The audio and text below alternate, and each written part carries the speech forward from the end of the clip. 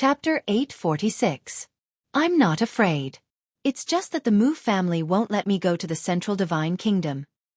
Have you heard of the young master of the Mu family, Mu Qing? Qin Feiyang asked. The white-haired old man nodded. Yes, but I don't know much about him. This person has activated a kind of heaven-defying fighting soul that can see through the origin of all things. All illusions have nowhere to hide. Although he left with serious injuries last time, I have to be careful. What if he's in the crowd outside the Pill Pagoda now? If I show up, won't he know that the misunderstanding between me and the Pill Pagoda has been resolved? Qin Feiyang said. See through the origin of all things? The white-haired old man was shocked and a little incredulous. Qin Feiyang said in a deep voice, I'm not joking. I've been tricked by him many times because of this fighting soul. So, you have a close relationship with the Mu family? The white-haired old man frowned. Qin Feiyang's eyes flashed coldly, and he sneered. Sooner or later, I'll uproot this family. Ah! The white-haired old man was stunned, and then he gave him a thumbs up and smiled. I admire your courage. But the Mu family's strength is something that even the Pill Pagoda is quite afraid of. So, I advise you to give up the idea as soon as possible. Since you can't go to the Central Divine Kingdom with me, I'll send a message to the Chief Pagoda Master. As long as he can come to pick us up in person, even if the great ancestor and second ancestor of the Mu family come in person, they won't dare to do anything to you. The white-haired old man said and took out an image crystal. Dong. However, at this time, there was another knock on the door. The white-haired old man was shocked and whispered. You have an appointment with someone else? No. Qin Feiyang shook his head, and his eyes were full of doubts. The waiter of the restaurant? But that's not right. The wine and dishes were already on the table. There was no need for the waiter to come. Who is it? Qin Feiyang asked. Clang. No one answered. However, the door was kicked open by someone. A familiar figure came into Qin Feiyang's sight. Mu Qing. Qin Feiyang's eyes turned cold. Mu Qing walked into the private room and chuckled. It's been so long since we last met. I thought you had forgotten about me. How could I dare to forget you? Qin Feiyang chuckled and looked past Mu Qing towards the door. Mu Qing shook his head and laughed. He walked to the dining table, leaned against the chair, crossed his legs, and revealed a cynical smile. People who didn't understand Mu Qing would definitely think that he was a good-for-nothing playboy when they saw his current appearance. But Qin Feiyang would never think so. However, this kind of attitude made him very uncomfortable. Mu Qing smiled faintly and said, Don't look anymore. I came alone this time, but, speaking of which... The corners of his mouth lifted slightly, and there was a trace of mockery in his eyes. But what? Qin Feiyang frowned. In his heart, there was a faint sense of uneasiness. Mu Qing smiled and said, Even if I came alone, you can't go to the Central Divine Kingdom, let alone see the Chief Tower Master. Qin Feiyang narrowed his eyes slightly. Mu Qing said, Do you want to know why? Qin Feiyang said, If you want to tell me, I'm willing to listen. Mu Qing smiled faintly and said, Then let's do it. Do it? Qin Feiyang was stunned. What did he mean? The next moment. A scream sounded behind him. Qin Feiyang was shocked and quickly turned his head to look. He saw the young man in purple slowly falling to the ground. And on his chest, there was a bloody hole with blood gushing out. What's going on? Qin Feiyang was extremely shocked. Suddenly, he seemed to have discovered something and suddenly looked at the white-haired old man. He saw that the white-haired old man was holding a dagger in his hand. That dagger was still dripping blood. Obviously, the young man in purple was killed by the white-haired old man. But why? Wasn't the white-haired old man the divine envoy of the Pill Tower? Logically speaking, he should be protecting the young man in purple. After all, the young man in purple was also someone who knew the truth now. Dong! Suddenly, there was a fierce knock on the door. Who is it? Qin Feiyang raised his eyebrows. Young master, divine envoy, I just heard someone screaming here. Did something happen? Do you need help? The anxious voice of the waiter came from outside. When the young man in purple and the white-haired old man came to the Purple Cloud House, they asked the waiter about Qin Feiyang's private room. So the waiter also knew that the Chief Tower Divine Envoy was in this room now. Mu Qing looked at Qin Feiyong and chuckled. Do you want me to teach you how to say it?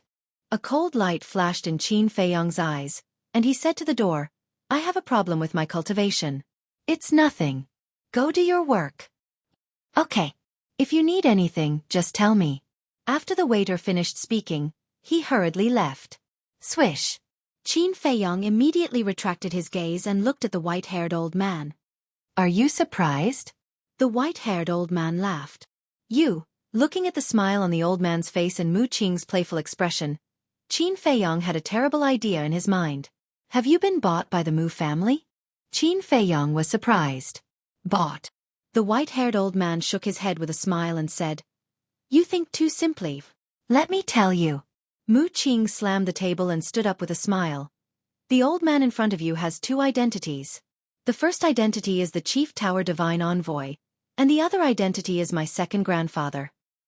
Chief Tower Divine Envoy? Second grandfather? Qin Feiyong's mind was in a mess. It seems too complicated and too sudden. You can't understand it for a while. Then I'll make it simpler. When my second grandfather was young, he had already sneaked into the Pill Tower and became the Chief Tower Divine Envoy step by step. But the senior figures of the Pill Tower still don't know that he is a member of the Mu family. Mu Qing laughed. What? Qin Feiyong's face stiffened. If he still couldn't understand it when it was so straightforward, then he was an idiot. At this moment, he was very bitter in his heart.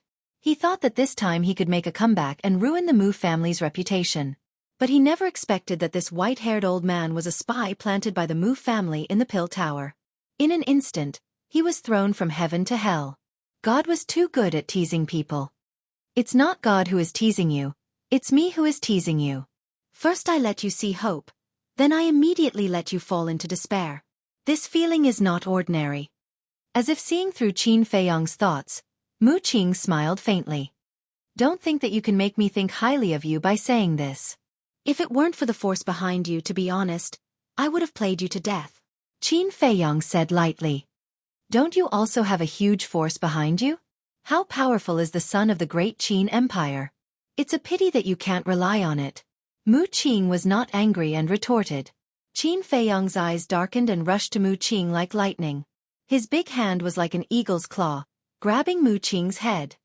How dare you be so arrogant? The white-haired old man sneered and rushed toward Qin Feiyong with a roar. Humph, let's wait and see. Qin Feiyong snorted and disappeared without a trace in an instant. The white-haired old man raised his eyebrows. Second grandfather. It's okay. Mu Qing waved his hand and smiled. Such a good opportunity and let him slip away. How can it be okay? The white-haired old man was a little displeased. If that's the case, you're underestimating him. If the pressure could keep him, he wouldn't have been able to escape from the hands of the great ancestor and second ancestor so many times. Mu Qing said. The white-haired old man said gloomily, It's all because of that damn woman. Wrong. Even without that woman, he has a certain life-saving method. Don't forget that the two great ancestors said that he could get the demon dragon's eye and heart because of the castle and the dagger called Chang Shui. I'm now suspecting that the castle and Chang Shui may be divine artifacts comparable to the space-time gate. They can't be underestimated. Moreover, this time, I didn't think of capturing him alive. I just wanted to see his angry expression, and the result didn't disappoint me. Mu Qing said with a smile. Divine artifacts comparable to the space-time gate. The white-haired old man's pupils shrank. At the same time, in the castle, Qin Feiyong's face was gloomy to the extreme. No matter how Mu Qing schemed against him, he didn't care. At most, he would find an opportunity in the future to scheme back. But Mu Qing's last words had touched his bottom line. That's right. He was the son of an emperor. Counting it, he did have a huge force behind him. Although he was unreliable, he had never complained, nor did he expect any help. Because he believed. With his own ability and the group of friends around him who treated him with sincerity, he could still make a name for himself. Logically speaking, he didn't have to be so angry because of Mu Qing's words. But Mu Qing's words had another meaning. He was an abandoned person, and this had always been a pain in his heart. In other words, Mu Qing's previous words were like a dagger fiercely stabbing into his heart, making his injury worse. And this injury was not a physical injury, but a mental and spiritual one. This kind of injury was countless times crueler and more painful than a physical injury. Little Qin Zi, don't be like this. Yes, although you have lost a lot, you still have us.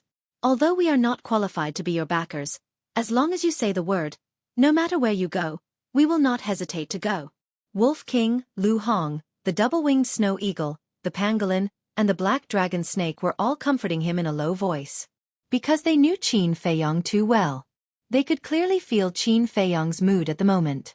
Suddenly, Wolf King seemed to think of something and said, Little Hong, quickly send a message to Fatso and Yen Wei and tell them not to come back. Yes. Fatso and Yen Wei are still outside. Qin Feiyong quivered. Before Lu Hong took out the image crystal, he took the initiative to take it out. Because Fatso and Yen Wei were still unaware. If they ran back at this time, wouldn't they bump into Mu Qing and Yen Wei? Qin Feiyong, come out. Let's talk. Of course, if you don't care about the lives of Fatso and Yen Wei, I don't care either. But at this moment, Mu Qing's voice came into the castle. What? Have Fatso and Yen Wei fallen into their hands? Lu Hong, Wolf King, and the other beasts suddenly changed color. Boom!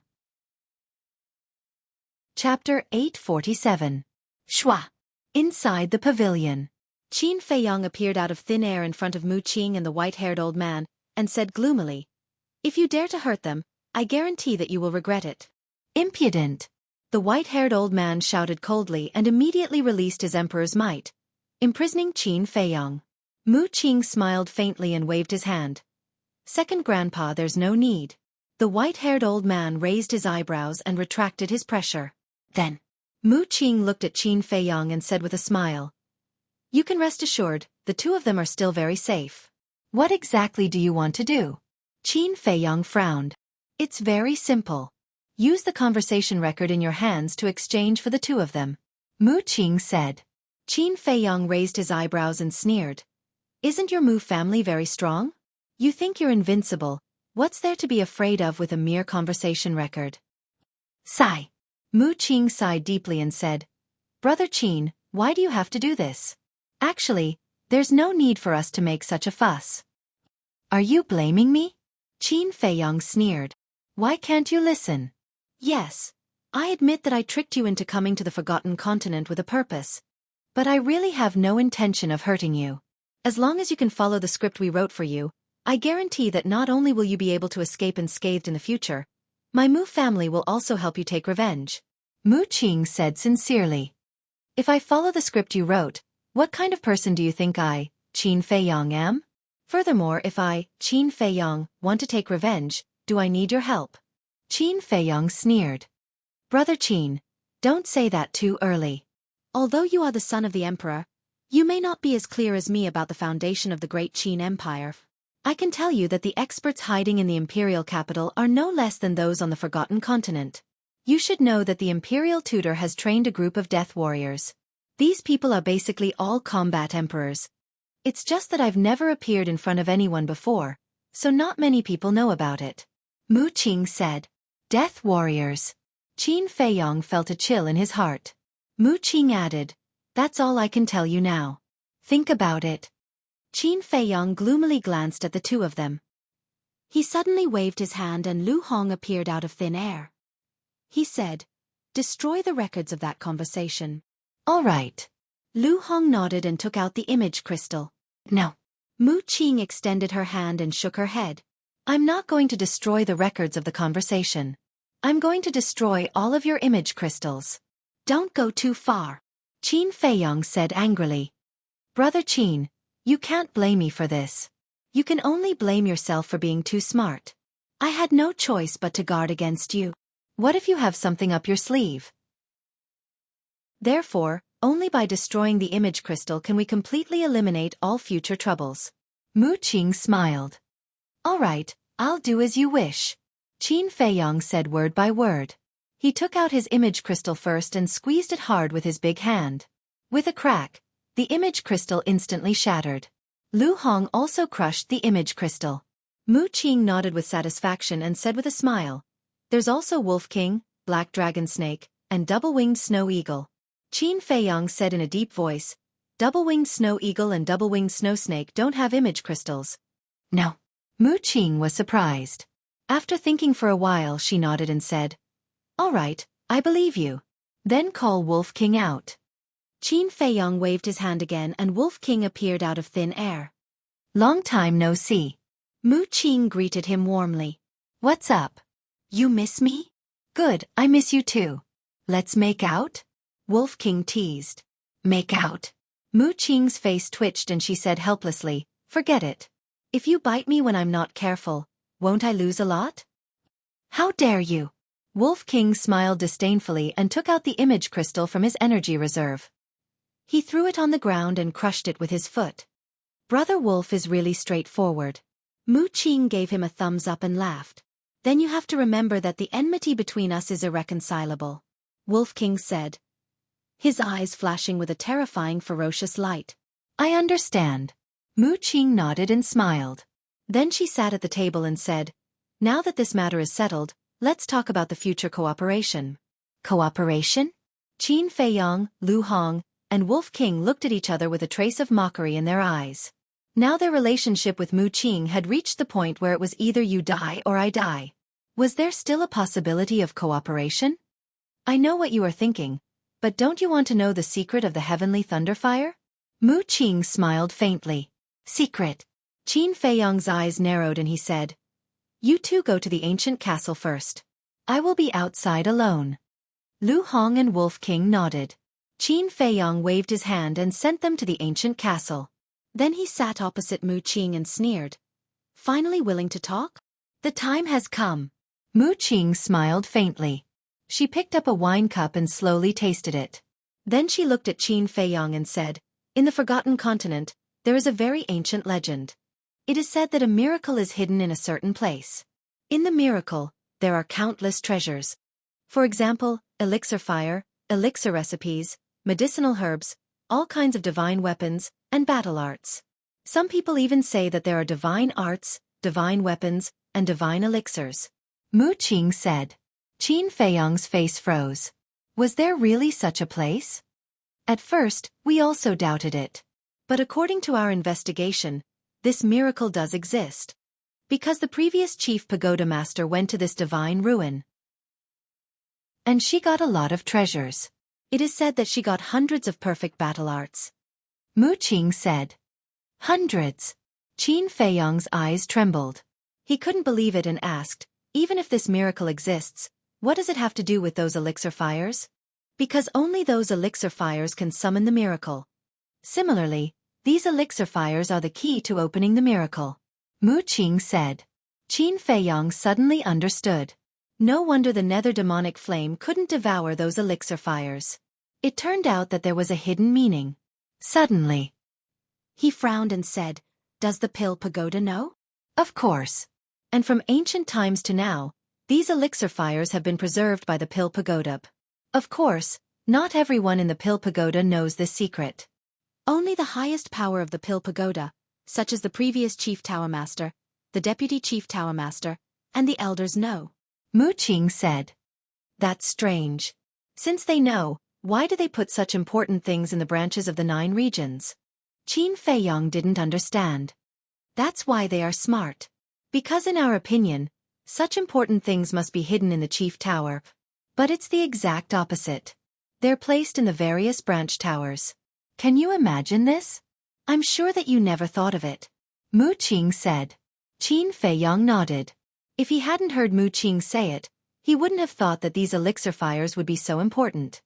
In fact, the people of the Pill Pagoda are playing psychological warfare. The more important something is, the more dangerous it is to be put in. Isn't there an old saying?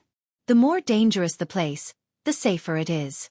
Furthermore, the current names of those flames are not their true names. For example, the heavenly thunder flame is called the Purple Thunder Divine Fire. Mu Qing said with a smile. Qin Feiyang frowned and said, then how did your Mu family find it? It's not easy. Maybe you don't know, my Mu family is not from the Forgotten Continent. Mu Qing said. I know. Qin Feiyang said. You know? Mu Qing was slightly stunned. Then she shook her head and said, You are indeed a scary guy. Qin Feiyang frowned and said expressionlessly, I don't want to listen to nonsense, continue. Okay, I'll continue. My Mu family moved to the Forgotten Continent more than 10,000 years ago.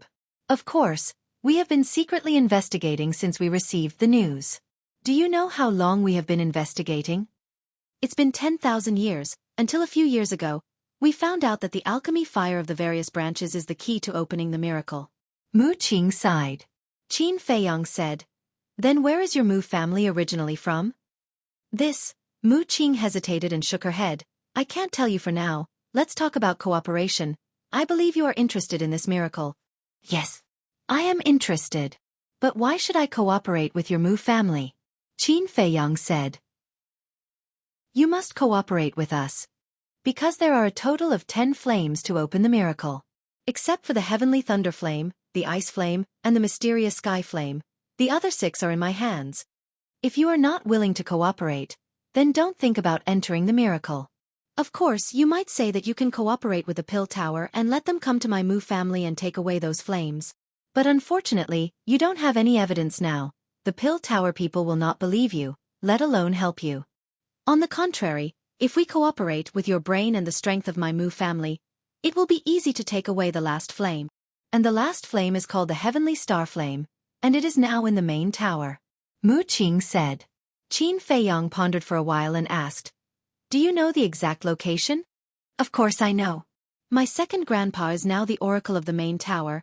It is very easy for him to find out the location of the Heavenly Star Flame. Mu Qing smiled confidently. The white-haired old man said, If you are willing to cooperate with us, this old man can help you forge an identity and sneak into the main tower. Qin Feiyang looked at the white-haired old man, then looked at Mu Qing and lowered his head. Frankly speaking, he was really interested in this miracle. Because now, the enemies he encountered were getting stronger and stronger, he must improve his strength as soon as possible. The most important thing was, his mother was now imprisoned in the divine prison of the imperial capital. The divine prison was located in the back mountain of the imperial palace, and there were countless strong people guarding it, including the state preceptor. If he was not strong enough, let alone rescuing his mother, it would be a problem whether he could even enter the back mountain. Chapter 848. Seeing that Qin Feiyang didn't speak for a long time, Mu Qing smiled and said, Brother Qin, there's nothing to worry about, right?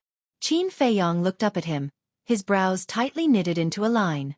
You and I both know the current situation. If you don't cooperate with me, you won't even be able to enter the central divine kingdom, let alone the divine ruins. On the contrary, if we cooperate, we will succeed. Mu Qing said.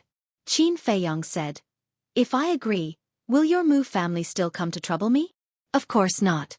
I can guarantee that before entering the divine ruins, my Mu family will not hinder you from doing anything.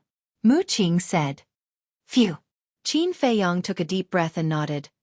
Okay, let's cooperate, but I have 2 conditions. There are still conditions? Do you know your current situation? The white-haired old man frowned. Second grandpa, don't be impatient. That's because he's that sort of person. If he wasn't like that, I would instead suspect if he was really Qin Feiyang. After Mu Qing finished speaking, he looked at Qin Feiyang, waiting for Qin Feiyang to continue. Qin Feiyang said, First, after the matter is done, release the fire Qilin. Mu Qing was taken aback and said, Speaking of the fire Qilin, I have a question to ask. Why is it so good to you? Qin Feiyang said expressionlessly, This is none of your business, can you do it? Mu Qing hesitated for a moment and shook his head. No, unless you exchange the heart of the demon dragon and the eye of the demon dragon. Qin Feiyang frowned. To be honest, he had a very special feeling for the fire Qilin, as if it was his former partner. If it was really possible, he was willing to exchange the heart of the demon dragon and the eye of the demon dragon. But the key was that even he didn't know where the heart of the demon dragon and the eye of the demon dragon were. Don't misunderstand. I'm not threatening you now. After all, you can't have your cake and eat it. You want me to hand over the fire Qilin, so you have to give me some compensation, right? Mu Qing smiled. All right. When we come out of the divine sight, we will make the exchange face to face. Qin Feiyang nodded. Although the devil dragon's heart and devil dragon's eye had disappeared, Mu Qing did not know about it. He could use this point to stall for time. At least this way, he could temporarily ensure the Fire Qilin's safety. Mu Qing said, "Sure, tell me the second condition." "I need your help. Help me become the Tower Master's personal disciple." Qin Feiyang said, "What? Who do you think you are? He even wants to become the Chief Pagoda Master's disciple. Furthermore, the Chief Pagoda Master has never accepted a personal disciple since he took over the position. Don't even think about it." The white-haired old man mocked, his face full of disdain. Mu Qing remained silent, staring at Qin Feiyang, as if trying to see through him. "Don't talk nonsense with me. You must agree to this condition. Otherwise, our cooperation will end here. Don't always think of threatening me. Actually, I also have the capital to threaten you. My capital is the Heavenly Thunderflame, the Cold Ice Flame, and the Sky Profound Flame. Without these three flames, even if you snatch the Heavenly Dipper Flame, you won't be able to summon the Divine Sight." Qin Feiyang said indifferently. "You're courting death." The white-haired old man's eyes suddenly burst out with a strong cold light. "Haha, however." Mu Qing laughed and said, "This is the Qin Feiyang I know." The white-haired old man said, "Qing, don't spoil him, otherwise he will definitely take advantage of you. Second grandfather, don't worry, he won't." Mu Qing waved his hand, looked at Qin Feiyang, and said, "I'm very curious, why do you want to become the direct disciple of the Chief Pagoda Master?" Qin Feiyang said, "I'm also curious, what is your relationship with Lu Xingqian? Are you willing to tell me?" "No." Mu Qing shook his head. Qin Feiyang said, "That's right, we all have our own secrets, why should we expose them?" "That makes sense." Mu Qing pondered for a while, turned to look at the white-haired old man, and said, "Second grandfather, do you know the Chief Pagoda Master's habits? He rarely appears, so I don't know much about him. But it is said that he is a bit of a loner and unreasonable. I'm afraid we can't help him become the Chief Pagoda Master's disciple." The white-haired old man said. Mu Qing nodded, looked at Qin Feiyang again, and said, "We can at most help you, whether you succeed or not depends on your ability." "Okay." Qin Feiyang pondered for a moment and nodded. Mu Qing immediately raised his wine glass and said with a smile, "Then I wish us a happy cooperation." Qin Feiyang didn't bother to talk to him, and said, "When are we going to the Central Divine Kingdom?" Mu Qing was quite embarrassed. He put down his wine glass, got up and said, "Since Brother Qin can't wait, let's go now." "Not now, I have to wait for Fatso and the others to come back," Qin Feiyang said, and then pointed to the purple-clothed young man lying in a pool of blood and said, "And what should we do with him?" "That's easy. Just say that he was killed by Qin Feiyang," Mu Qing said with a smile. Qin Feiyang's eyes suddenly became cold. "Did I say something wrong?" "I don't think so. Anyway, you will change your name when you enter the Central Divine Kingdom.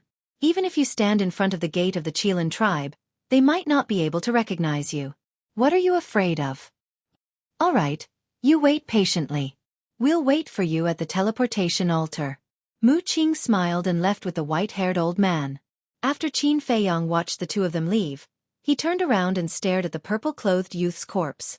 Suddenly, with a wave of his hand, a red sword chi appeared and pounced towards the purple-clothed youth, destroying the corpse. He had figured it out.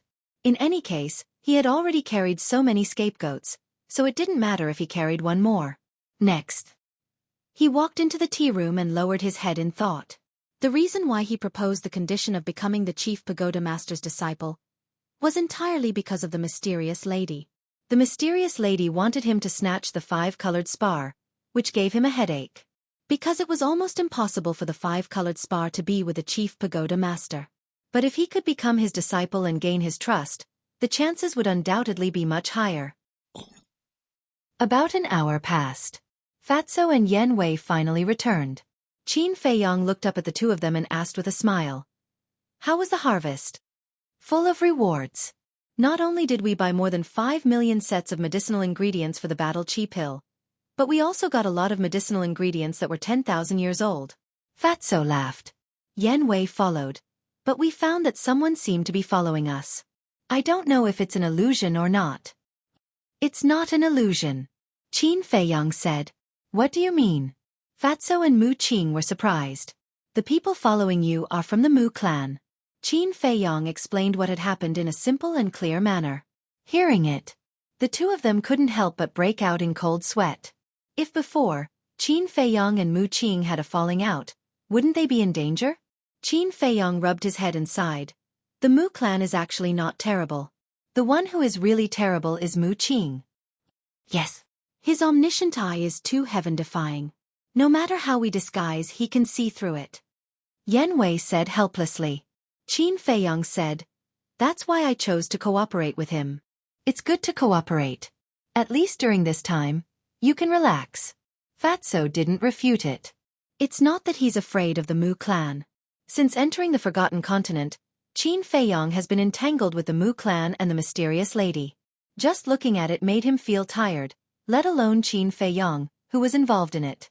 So, he wanted to let Qin Feiyong have a good rest. Then let's go. The Central Divine Kingdom. I'd like to see what kind of dragon's pool and tiger's den this place is. Qin Feiyong's eyes flashed, and he led the two of them out of the pavilion and walked towards the stairs. When they passed by the state preceptor's door, Fatso frowned and said, "Don't you want to investigate him?" "We can't. Because once we investigate, it's very likely that we'll expose ourselves and attract his attention." Yan Wei was the first to speak. On the way to buy the herbs, Fatso had already told Yan Wei about Qin Feiyong. He sympathized with Qin Feiyong's experience. Because of this, he also learned about Qin Feiyong's other side. It wasn't easy for this young man to come this far. Fatso glanced at Yan Wei, and secretly said to Qin Feiyong, "What Yan Wei said, Fat Lord can also think of it. But this old thing is too dangerous. We can't leave him alone." "I know. But Yan Wei is right, we can't alert him. Let's just pretend that we didn't meet him. Moreover, if he really came for me, then if he couldn't find me in the 9 regions, he would definitely go to the Central Divine Kingdom," Qin Feiyong said. Fatso nodded helplessly. When they came to the first floor, Fatso paid the bill, and the three of them walked out. But as soon as they walked to the door, Qin Feiyong saw the state preceptor also walking toward the restaurant. "Don't do anything rash." Qin Feiyong's pupils shrank, and he lowered his head, secretly warning Fatso. He was very relieved about Yan Wei. However, Fatty had a mischievous personality. No one knew what he would do. "Don't worry, Fat Lord knows what to do," Fatty replied in his mind, but his eyes were rolling around in their sockets. Suddenly, his eyes lit up, and he ran to the counter and said to the waiter inside, "Give me a pot of wine." "Okay." There was a wine cabinet behind the waiter, on which there were large and small wine pots. These wine jugs were all made of top-grade jade. The waiter turned around, reached out and grabbed a wine pot the size of an adult's palm, and placed it in front of Fatso. After the fatty paid the bill, he eagerly ran behind Qin Feiyong and his companion. Then, he opened the wine jug and began to drink leisurely. "What do you want?" Qin Feiyong frowned. "I'm suddenly thirsty. I want a drink." Fatso laughed. "I'm warning you, if you dare to do anything, don't think about coming out of the castle in the future," Qin Feiyong said in a deep voice. "I say, you're so annoying. Why do you care if I drink some wine?" The fatty furrowed his brows, looking very displeased. Qin Feiyong frowned and didn't say anything more. He turned around and walked out of the door with his head lowered. Because at this moment, the state preceptor had also arrived at the door. The two of them passed by just like that. Yan Wei didn't look at the state preceptor, and he was also quite nervous. However, Fatso didn't feel nervous at all. He held the wine pot, swaggered, and glanced at the state preceptor from time to time. Ouch! Just as the two of them brushed past each other, the fatty suddenly let out a howl and staggered forward, falling forward. And the wine pot in his hand, whether it was intentional or coincidental, flew up and hit the state preceptor's head. Chapter 849. In an instant, the place fell into a dead silence. Everyone looked at Fatso and the Grand Preceptor, including Qin Feiyong and Yan Wei. Similarly, the Grand Preceptor was also a little stunned by this sudden sneak attack. The first one to react was the waiter of the Purple Cloud House. He quickly grabbed a clean towel from the counter and ran to the Grand Preceptor. "Senior, this young man definitely didn't do it on purpose. Please don't be angry." He smiled apologetically as he wiped the wine off the Grand Preceptor. The other waiter immediately ran up to apologize. Although this matter was done by Fatso and had nothing to do with them, they were all guests of the Purple Cloud House after all. They couldn't offend them. Moreover, they didn't want to see guests fighting in the Purple Cloud House. The Grand Preceptor also came back to his senses and turned to look at Fatso. His eyes darkened slightly. Qin Feiyong raised his eyebrows and secretly said to Yan Wei, "Let's go. Pretend that we don't know him." After saying that, he left without looking back. Yan Wei shook his head and laughed. He inadvertently glanced at Fatso with a meaningful look in his eyes. It meant, "You're on your own." After that, Yan Wei chased after Qin Feiyong with large strides. Fatso's face instantly turned green. He actually left him alone and slipped away. That was too much. He rolled his eyes and turned to look at the waiter of the Purple Cloud House. He said angrily, "What's wrong with the Purple Cloud House? Why did you set such a high threshold?" The waiter was a little confused. "Didn't you see? Earlier, it was this doorstep that tripped this young master and implicated this old senior. You all did this on purpose, didn't you?" Fatso roared with a gloomy face. Yes.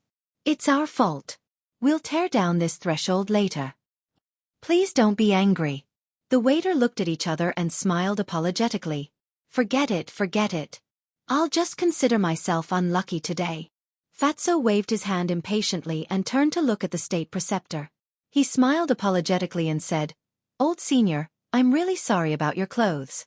Why don't I go buy you a new set of clothes?" "No need," the imperial preceptor said gloomily. He then turned around and walked upstairs with an ugly expression. Hee, Fatso snickered inwardly. He took out a Qianquan bag from his bosom and tossed it to the shop assistants. Then, he turned around and chased after Qin Feiyong and his companion. One of the shop assistants reached out to grab the Qianquan bag and cast a suspicious glance at Fatso's back. Then, he immersed his consciousness into the Qianquan bag and was dumbfounded on the spot. "What happened?" the other guys asked curiously. The shop assistant muttered, "It's full of gold coins, at least a few million." "A few million? Why is he giving us so many gold coins? Is it a tip?" The group of shop assistants were dumbfounded, their minds filled with confusion. "Boss, wait for me." On the streets, there was an endless stream of people and carriages. In the crowd, Fatso shouted as he chased after Qin Feiyong and his companion. When Fatso caught up, Qin Feiyong frowned and said, "Don't you think you're childish?" "Childish?" Fatso was stunned. "Nonsense. The wine is bought with money. Isn't it a waste to splash it on him? If you really want to embarrass him in public, splash him with foot-washing water." Qin Feiyong rolled his eyes and said, "Ah." Fatso was stunned. So the boss wasn't angry with him, but was worried about the money? He quickly smiled and said, Okay. Next time, I'll definitely splash him with foot-washing water. Don't use foot-washing water either. I'll tell you a good way. The next time you meet him, you can directly splash floral water on his face in front of everyone. Qin Feiyong's face darkened as he said, "What's floral water?" Yan Wei asked curiously. "Saliva." Qin Feiyong's face darkened. The corner of Yan Wei's mouth twitched fiercely. Fatso was very embarrassed. It turned out that the boss wasn't worried about the money, but was really angry with him. Boss, I was wrong. Don't be angry, okay?" He hugged Qin Feiyong's arm and said coquettishly, "Get lost." Qin Feiyong shouted angrily. Goosebumps appeared on his skin. A grown man acting coquettishly? How disgusting. Those who didn't know might misunderstand that there was something wrong with his sexual orientation. Yan Wei smiled at the side and didn't say anything. Although he was forced to follow Qin Feiyong, after spending some time together, he found that this group of kids was quite interesting. A moment later, the three of them came to the square. Because the three of them had changed their faces, no one knew that they were the wanted targets of the Pill Pagoda. But in the square, they only saw Mu Qing's second grandpa and didn't see Mu Qing. But next to the white-haired old man stood a strange young man. He was about 1.7 meters tall, about 20 years old, skinny as a match, and could be blown away by a gust of wind. His appearance was also very ordinary, wearing old black clothes. In short, this was a very inconspicuous young man. Stop. When Qin Feiyang and the other two walked into the square, they were stopped by two black armored guards. They were the guards of the Ice Crystal City's City Lord Mansion, responsible for assisting the people of the Pill Pagoda. And now, everyone who entered the square had to be interrogated by the Heaven's Eye Stone. Let them in. But at this time, the white-haired old man said, "Yes." The two guards respectfully responded and retreated to the side.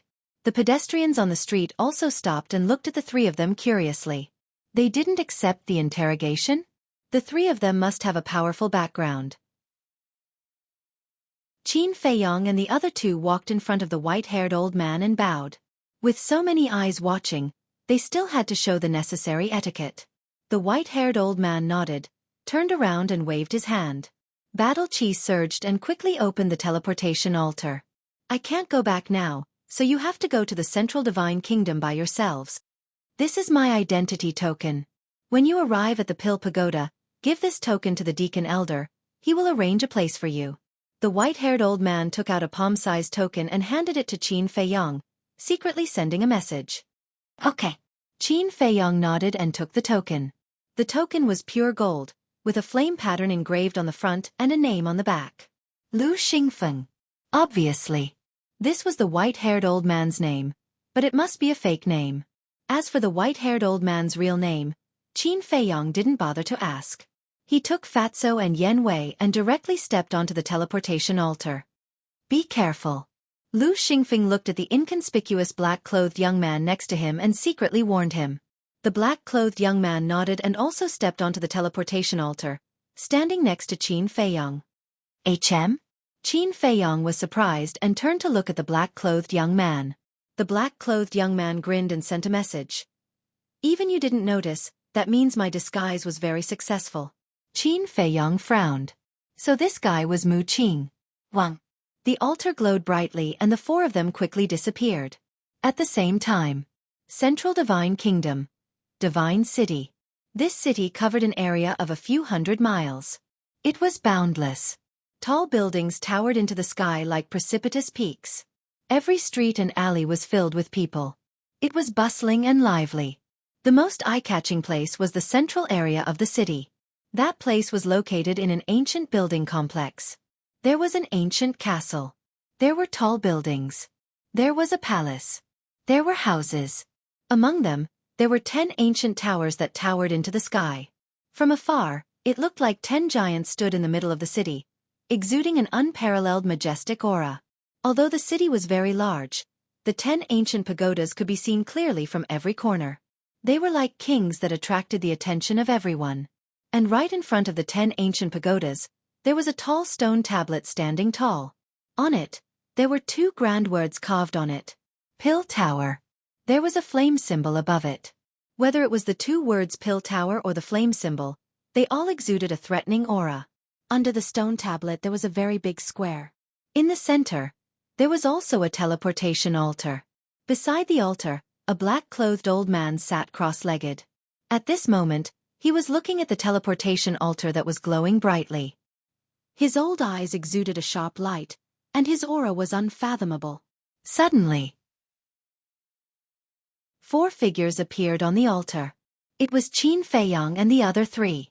As soon as they appeared, Qin Feiyang, Fatso, and Yen Wei looked around curiously. This was especially true for Yen Wei, who couldn't hide the excitement on his face. He had always yearned to go to the Central Divine Kingdom. But in the past, it was limited to yearning. It was basically impossible to enter the Central Divine Kingdom. He even thought that there was no hope of entering the Central Divine Kingdom in this life. But he did not expect to stand on this sacred land at this moment. Therefore, he was very excited at this moment. Hey, can you guys be more promising? Look at you guys now. Are you any different from country bumpkins? Mu Qing looked at the 3 of them helplessly. It's none of your business. Fatso glared at him fiercely. Nonsense, of course it's my business. We're together now. It's embarrassing for you guys to be like this. Mu Qing said unhappily. Fat Lord has a bad temper. Who's with you? Don't get it wrong. You are you, we are us. We have nothing to do with each other. Fatso said angrily. Of course, the two of them talked secretly through voice transmission. Who are you guys? The old man in black glanced at the three of them, his eyes flashing coldly. Humph. I'm a magnanimous person. I won't argue with you. Mu Qing glanced at Fatso coldly, jumped off the altar, landed on the ground, and bowed respectfully to the old man in black, saying, Junior Qin Day, greet Senior. Qin Day? Hearing this name, Qin Feiyong and the other two could not help but be stunned. Fatso said through voice transmission, Boss, is he indirectly taking advantage of you? Taking advantage of me? Qin Feiyong was stunned and looked at him in confusion. Think about it. Qin Day, isn't it Uncle Qin's idea? If it's a little deeper, then it's a real uncle. In other words, he gave you this name, which is tantamount to saying that he's your real uncle. Fatso analyzed seriously. Qin Feiyong's face twitched. This damn Fatso also had a rich imagination, right? I personally think that Fatso's words are reasonable. After all, you see, there are so many surnames in the world. Why did he choose the same surname as you? Chapter 850. Well, Qin Feiyong couldn't find a reason to refute them. Is that really the case? He looked at Mu Qing's back suspiciously, jumped down the altar, and landed beside Mu Qing. Fatso and Yan Wei also jumped down and bowed to the old man in black. The old man in black asked, What are you doing in the Central Divine Kingdom? We want to enter the main tower. Mu Qing said, and then winked at Qin Feiyong. Qin Feiyong understood and took out Lu Xingfeng's identity token. After seeing the token, the old man in black's expression eased a lot, and he asked, Are all of you? No. Only me and him. Mu Qing pointed at Qin Feiyong and said, What about them? The old man in black looked at Fatso and Yan Wei again. Mu Qing coughed dryly and said with a straight face, They are our servants. Fat. The fatty's heart was instantly filled with rage. Yan Wei was also a little unhappy. Servants? The old man in black glanced at the two, and then looked at Mu Qing again, and said, The main tower has a rule that you can't bring servants in. Mu Qing said, I know. I will settle them down first, and then come to the main tower to sign up. Then go and settle them down first. The old man in black nodded and then closed his eyes, ignoring the four. Let's go. Mu Qing whispered to Qin Feiyong and the other two, and then turned and walked to the street on the other side of the square. What do you mean? It's not enough that you took advantage of my boss, and now you want to take advantage of us. Fatso chased after and said angrily. Did I? Mu Qing looked innocent. Don't pretend. You think we can't see that you named yourself Qin Day just to take advantage of our boss? Fatso sneered. Mu Qing was stunned. She shook her head and said, I just said a name casually. I didn't expect your imagination to be so rich. But you don't say Qin Day, my dear grandpa. This name is quite good. Brother Qin, although we're about the same age, if you want to call me grandpa, I won't mind. Mu Qing looked at Qin Feiyong and laughed mockingly. Then, she left with a smile on her face. Qin Feiyong's face darkened. This bastard was obviously toying with him. Boss, why don't you give yourself a better name?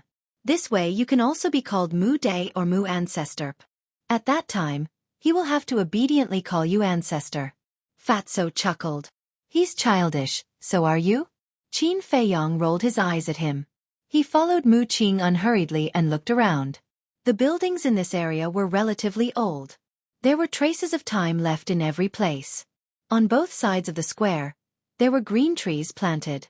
Under the trees, there were patches of flower beds. Hundreds of flowers were blooming and the fragrance assailed the nose.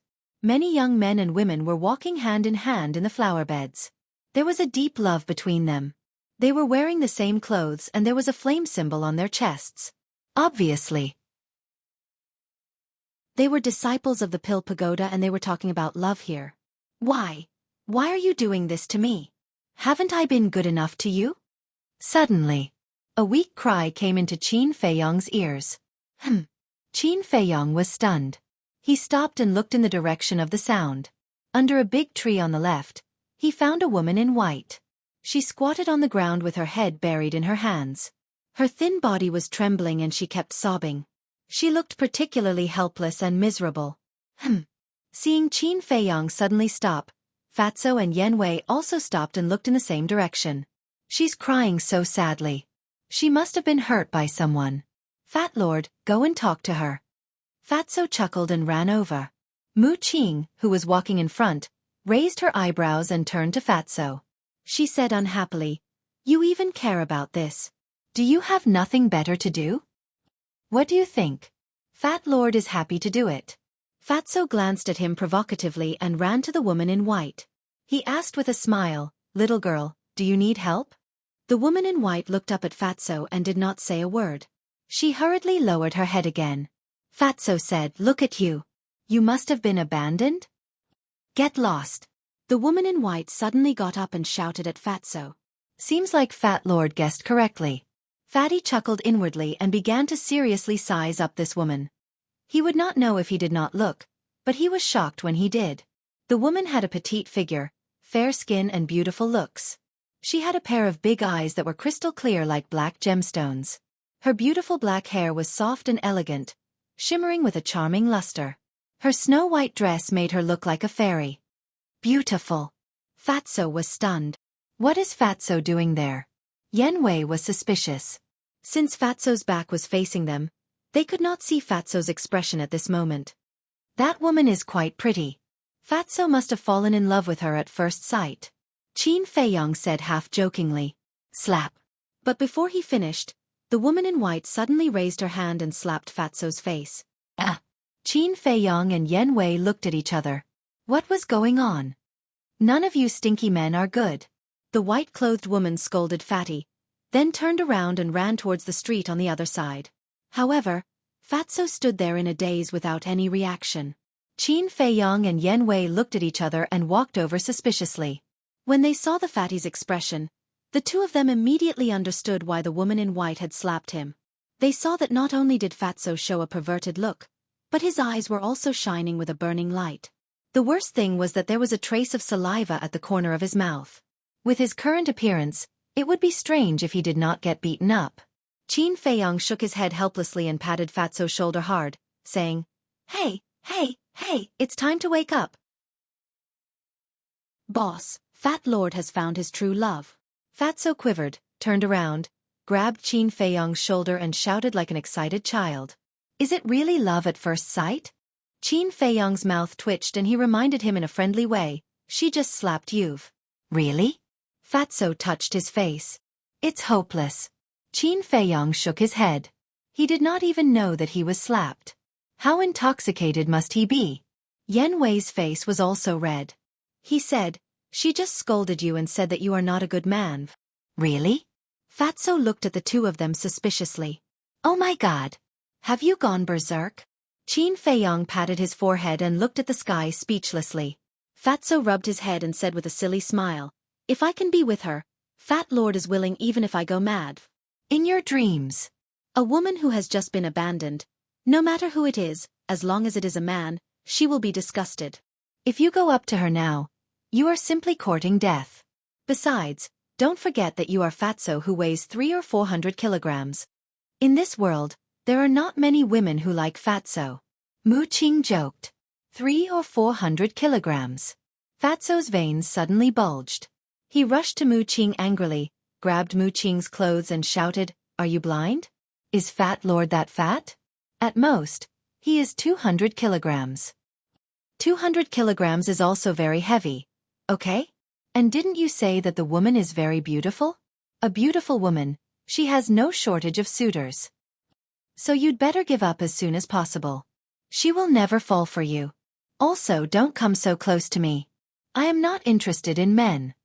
Mu Qing reached out and pushed Fatso away. With a bright smile, she turned and strode forward. Fatso lowered his head and his eyes dimmed.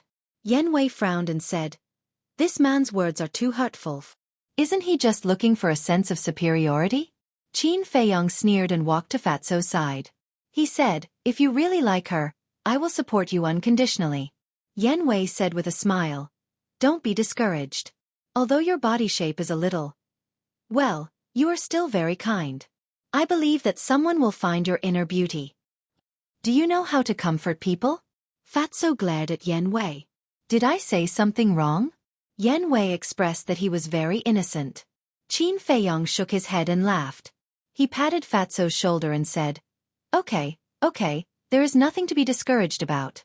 However, don't be too stubborn. Let nature take its course. I know, everything is up to fate. Fatso nodded and finally cheered up. Then, Qin Feiyong and the other two followed behind Mu Qing and entered the streets outside the square.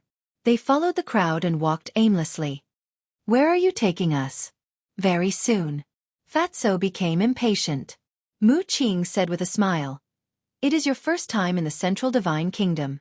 I have to give you a welcome. Would you be so kind? Not only Fatso was suspicious, Qin Feiyong and Yan Wei were also suspicious. Mu Qing stopped and turned to look at the three of them. He frowned and said, Could it be that in your eyes, I am a two-faced villain? More or less. Fatso pursed his lips. Your words make me bitterly disappointed. I originally wanted to take you to the trading pavilion after drinking some wine. But now it seems that I was not thinking too much. You and Yan Wei find a place to stay. Brother Qin and I will go to the Pill Pagoda to report now. Mu Qing said. Trading pavilion. Qin Feiyong and the other two looked at each other. The trading pavilion of the Divine City is the largest trading place in the Central Divine Kingdom. There are all kinds of rare treasures. I thought you would be interested, but who knew that it was just my wishful thinking? Mu Qing sighed, his face full of helplessness. Of course I am interested. Don't be angry. Fat Lord will apologize to you. Next, we will listen to your arrangements. What do you think? Fatso quickly smiled apologetically. The corner of Mu Qing's mouth twitched fiercely. This speed of change was faster than flipping a book. He said, So, it is not my wishful thinking? Definitely not. Fatso said matter-of-factly. Mu Qing said again, Will you really listen to my arrangements? Fatso said angrily, Why are you so long-winded? If I say we will listen to you, we will definitely listen to you. Okay. Then let's go to the Dragon Phoenix Pavilion first. Let me tell you, the Dragon Phoenix Pavilion is the most luxurious restaurant in the Divine City. Those who can enter are basically all famous figures in the Central Divine Kingdom. Of course, it also includes those famous playboys.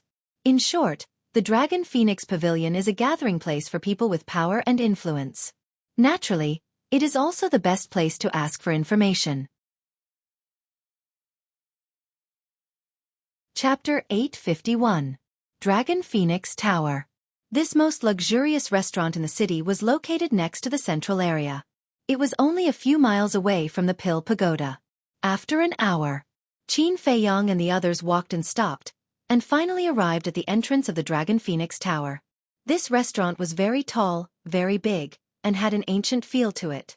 Above the door, there was a fiery red phoenix, and on the roof, there was a golden divine dragon. Although the golden dragon and phoenix were both carved from stone, they were lifelike, making this Dragon Phoenix Tower look incomparably imposing. At this time, it was noon. There was an endless stream of people coming in and out. But without exception, everyone was dressed in gorgeous clothes, exuding an extraordinary aura. For guests, please come in. A waiter ran out and welcomed Qin Feiyong and the other three into the hall. In the hall, there were hundreds of tables neatly arranged. These tables were all made of high-quality jade and were overflowing with light and color. Even the seats were inlaid with all kinds of gems. The moment they walked into the hall, they could feel a thick and luxurious aura blowing against their faces. Moreover, the business here was very good.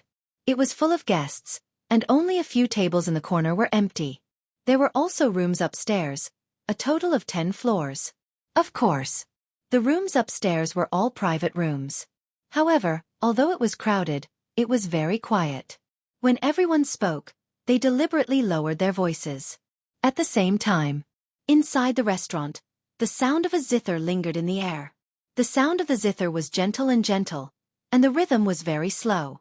It was like a small bridge in flowing water, calming one's heart. For guests, this way please. The waiter led Qin Feiyong and the other three to a table in the corner. Mu Qing casually sat on the chair and smiled at the waiter. Give me 4 jars of dragon's wine, and the rest, you can do as you see fit. 4 jars? The waiter's body stiffened, and he hurriedly said, For guests, I think I need to say something. Our dragon's wine. Mu Qing said, I know that dragon's wine is very expensive, but since this young master dares to speak, then I have the ability to pay the bill. All right. The waiter looked at the four of them, turned around, and strode away. Whether it was Qin Feiyang and the other two, or Mu Qing, all of them had changed their appearances. Qin Feiyang and the other two were better off. Even though his disguise was more common, he was still very particular about what he was wearing. Clean and tidy. But Mu Qing, wearing old clothes and a frail appearance, he looked like a poor beggar at first glance. It was no wonder that the shop assistant was suspicious. Fatso glanced at the guests around, then looked at Mu Qing and asked in a low voice, What kind of wine is dragon's wine? How much is it? I'll have to explain it to you. Mu Qing began to narrate excitedly. The Long Feng restaurant was not famous for its delicacies, nor was it famous for its noble atmosphere, but for its wine. The Dragon Phoenix House had a total of 2 kinds of fine wine. First, dragon wine. Secondly, the Phoenix wine. These 2 kinds of wine were brewed by the Long Feng Pavilion using secret recipes. No one else could imitate them at all. However, the price was quite expensive. Dragon's wine and Phoenix's wine, palm-sized wine jars, each cost 1,000,000 gold coins. So expensive? Fatso and Yen Wei were dumbfounded. A palm-sized jar of wine cost 1,000,000 gold coins. Wasn't this too ridiculous? Then is there a difference in the taste of these 2 kinds of wine? Fatso asked curiously. Of course. Dragon's wine is exclusive to men. The taste is dry and burning. Drinking it into the stomach is like a ball of fire burning in the heart, making one's blood boil.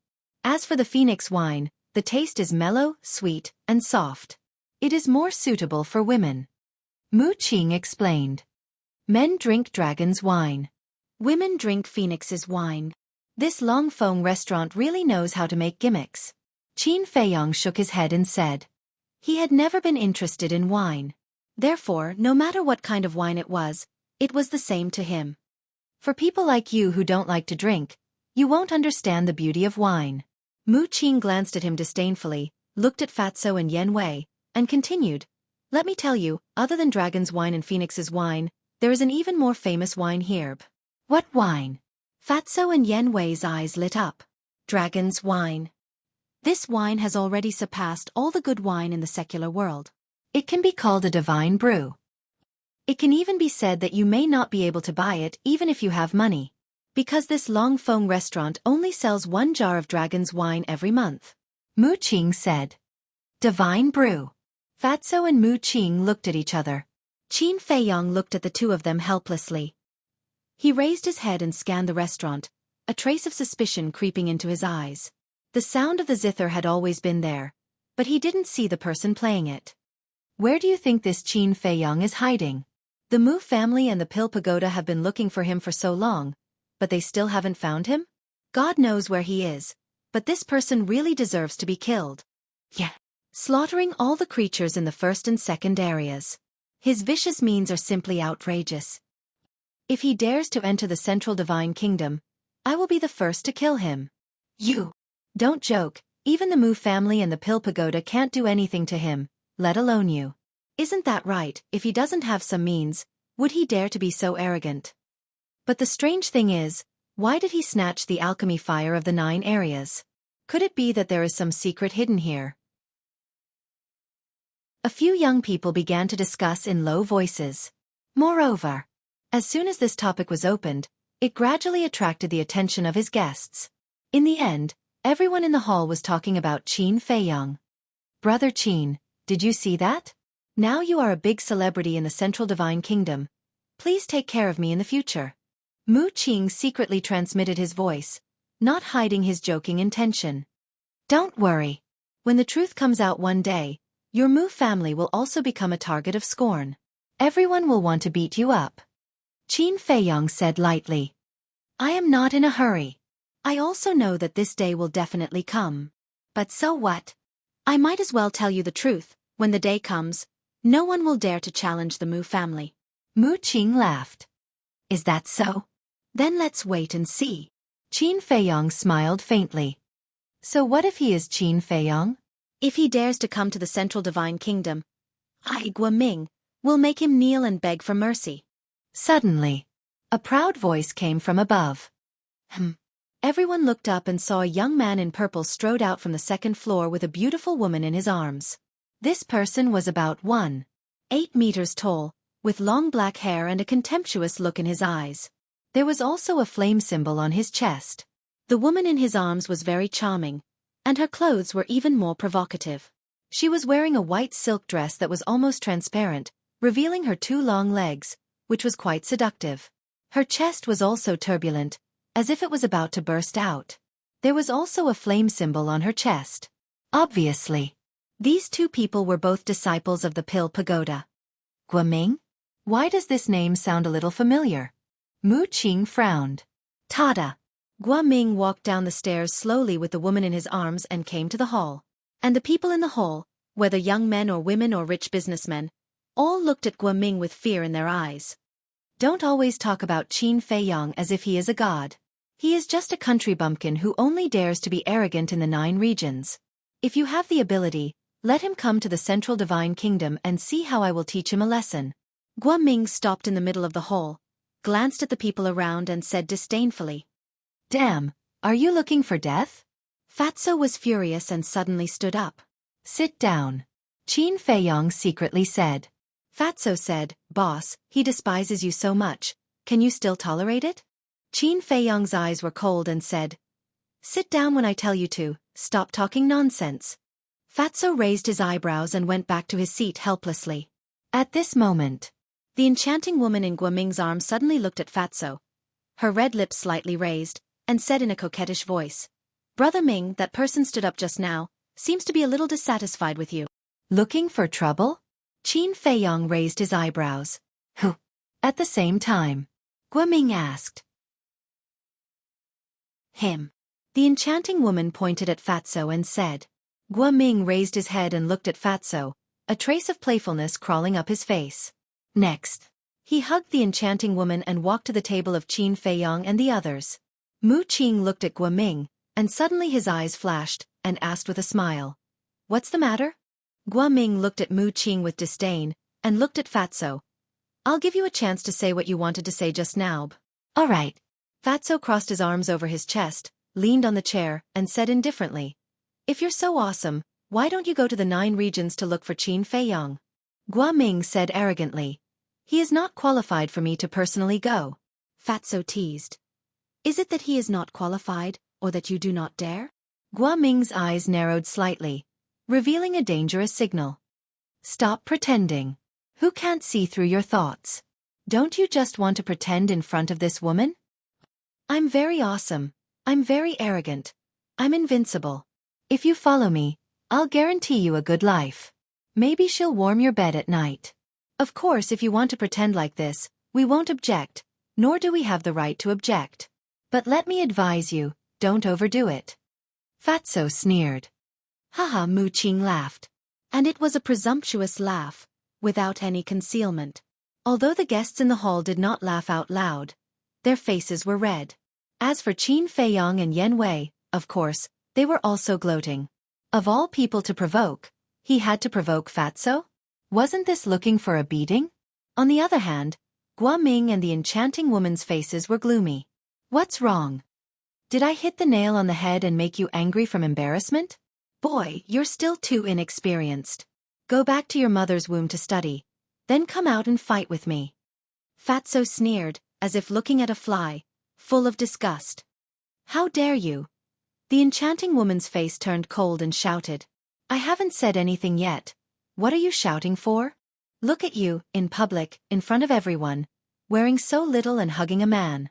Didn't your mother teach you what is etiquette, justice, integrity, and shame? Why don't you just take it all off and let everyone feast their eyes? Anyway, you don't know shame." Chapter 852. Yes, that's right. Mu Qing slapped the table and laughed. "Is it so funny?" Qin Feiyong rolled his eyes. As for the others, no one answered. To be exact, no one dared to answer Fatso's words. They just hid aside and snickered. And without a doubt, The enchanting woman was furious. Her delicate body trembled. She held Guoming's arm and said angrily, "Brother Ming, he humiliated me. You must help me teach him a lesson." At the same time, Guoming's face was so gloomy that it was about to drip water. He said, "Do you know who I am? How dare you talk to me like this?" "I don't know, and I'm not interested to know. However, if you are willing to be my grandson, although you are a little useless, I won't mind." Fatso grinned, revealing a mouthful of white teeth. It was very annoying. "You're courting death." Guoming's eyes flashed with killing intent. "You want to play?" Fatso slowly got up. His eyes were also surging with cold light.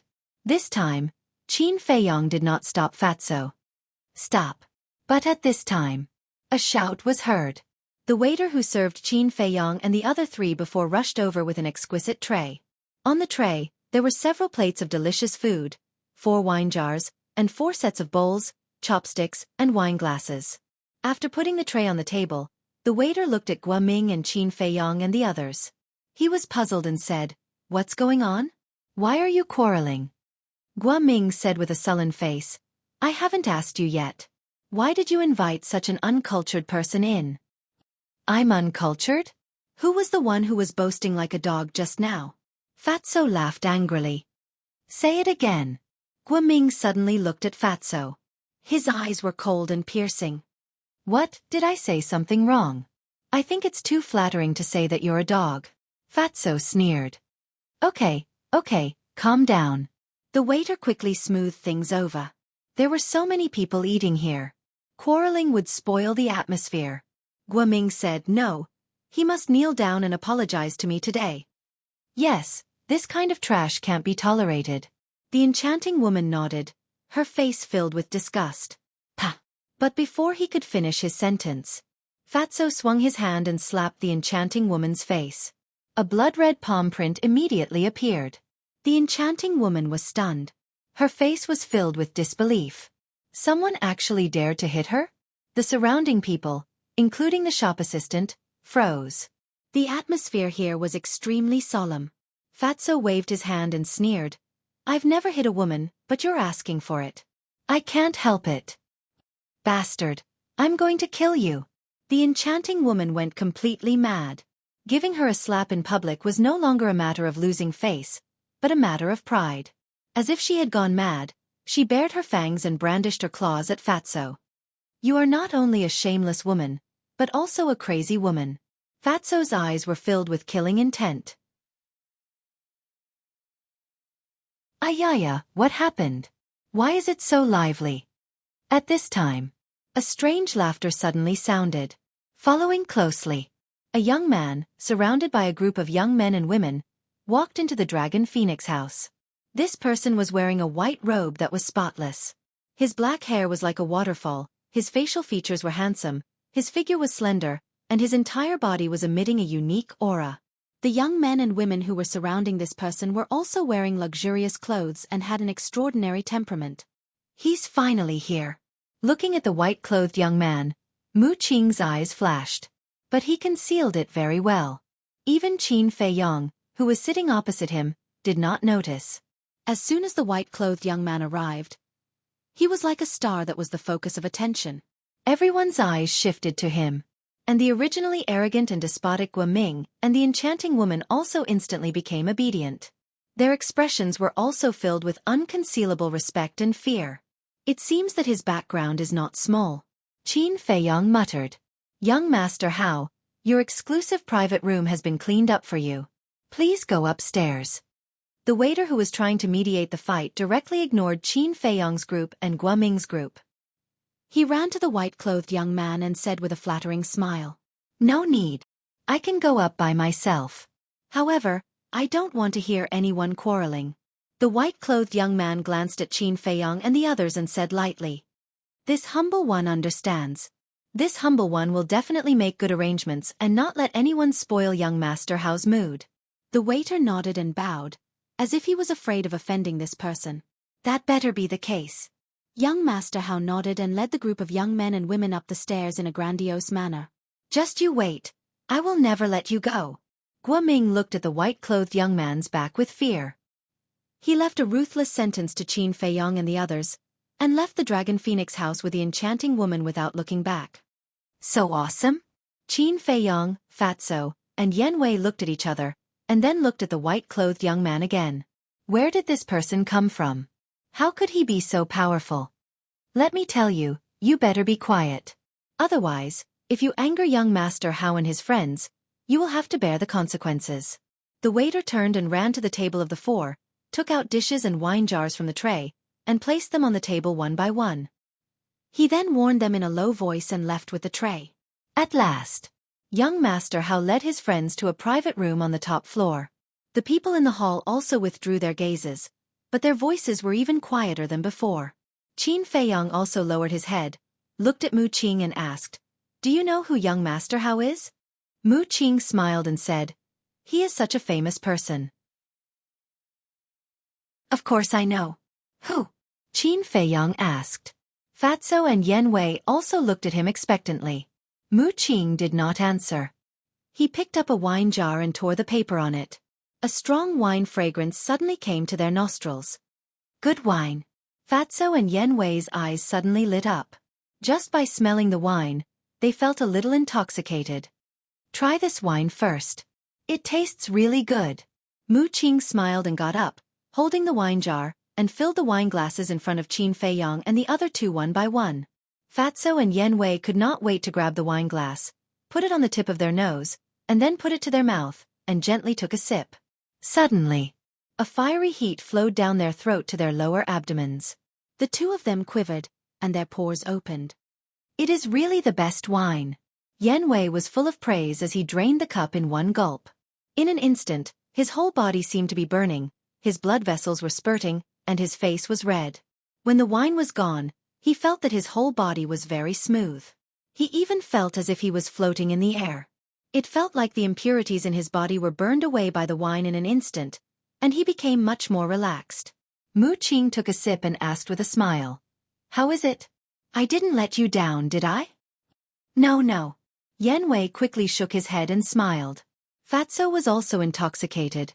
He turned to Qin Feiyong and said, "Boss, you should drink some too. It's really good." Qin Feiyong glared at him and ignored the wine glass in front of him. He looked at Mu Qing and said, "My patience is limited. Why are you so boring?" Mu Qing was quite annoyed. Such good wine was in front of him, but he turned a blind eye to it. It was really boring. Don't say such useless nonsense. If I'm not wrong, you didn't really bring us here to welcome us. Tell me, what do you want to do? If you continue to be long-winded, I'll leave. Qin Feiyong frowned. Okay. I'll tell you. Mu Qing put down the wine glass helplessly and sighed. You're really hard to get along with. All right. I admit that I didn't bring you to Longfeng House to welcome you. I want you to meet someone. Mu Qing transmitted her voice. Meet someone? Who? Fatso and Yan Wei were surprised. Mu Qing said, "You've already met him." Met him? Fatty was slightly taken aback. He frowned and said, "You can't be talking about that Guoming, right?" Qin Feiyong said, "It's not Guoming, it's that young Master Hao. Brother Qin is indeed smart. This young Master Hao has a great background. Whether or not you can become the chief pagoda master's disciple all depends on him." Mu Qing thought. What? Fatso and Yan Wei were stunned. Qin Feiyong was also very surprised, but he did not show it and hid it in his heart. When interacting with Mu Qing, he would instinctively hide his emotions. In other words, he did not want Mu Qing to guess what he was thinking. He said calmly, "Then don't keep us in suspense and tell us his background." Mu Qing transmitted her voice. "Then listen carefully, he is the biological son of the Pill Pagoda's chief pagoda master." This, Fatso and Yan Wei were stunned. What kind of joke was this? Wasn't this background too scary? No wonder he was so awe-inspiring. It turned out that he was the son of the chief pagoda master. Mu Qing looked at Qin Feiyong and thought, as long as you can build a good relationship with him, it would be best if you become close brothers. I can guarantee that he will definitely help you when the time comes. Qin Feiyong narrowed his eyes. Mu Qing's plan was indeed not bad, but he was not used to being in the same team as a playboy. I know what you're thinking. Although he is ostentatious on the surface, he is not a playboy. Mu Qing transmitted her voice. What do you mean? Qin Feiyang said. Everyone in the Divine City knows that this person often says this. You can be arrogant, but you can't be a prodigal. Think about it. Can a person who can say such words be a playboy? Mu Qing laughed secretly. I can't tell. Qin Feiyang was greatly surprised. Just now when he saw young Master Hao walk in like a moon surrounded by stars, he thought that he was a dandy through and through. But he didn't expect him to have such awareness. It seemed that this person could not be underestimated. After pondering for a while, Qin Feiyang looked at Mu Qing and asked, How did you know that he would come to the Longfeng house today? Mu Qing smiled and said, Because he comes to the Longfeng house every day at this time, unless he is delayed by something. Qin Feiyang was stunned and asked, Why? Mu Qing pointed up and smiled mysteriously. That person who plays the zither.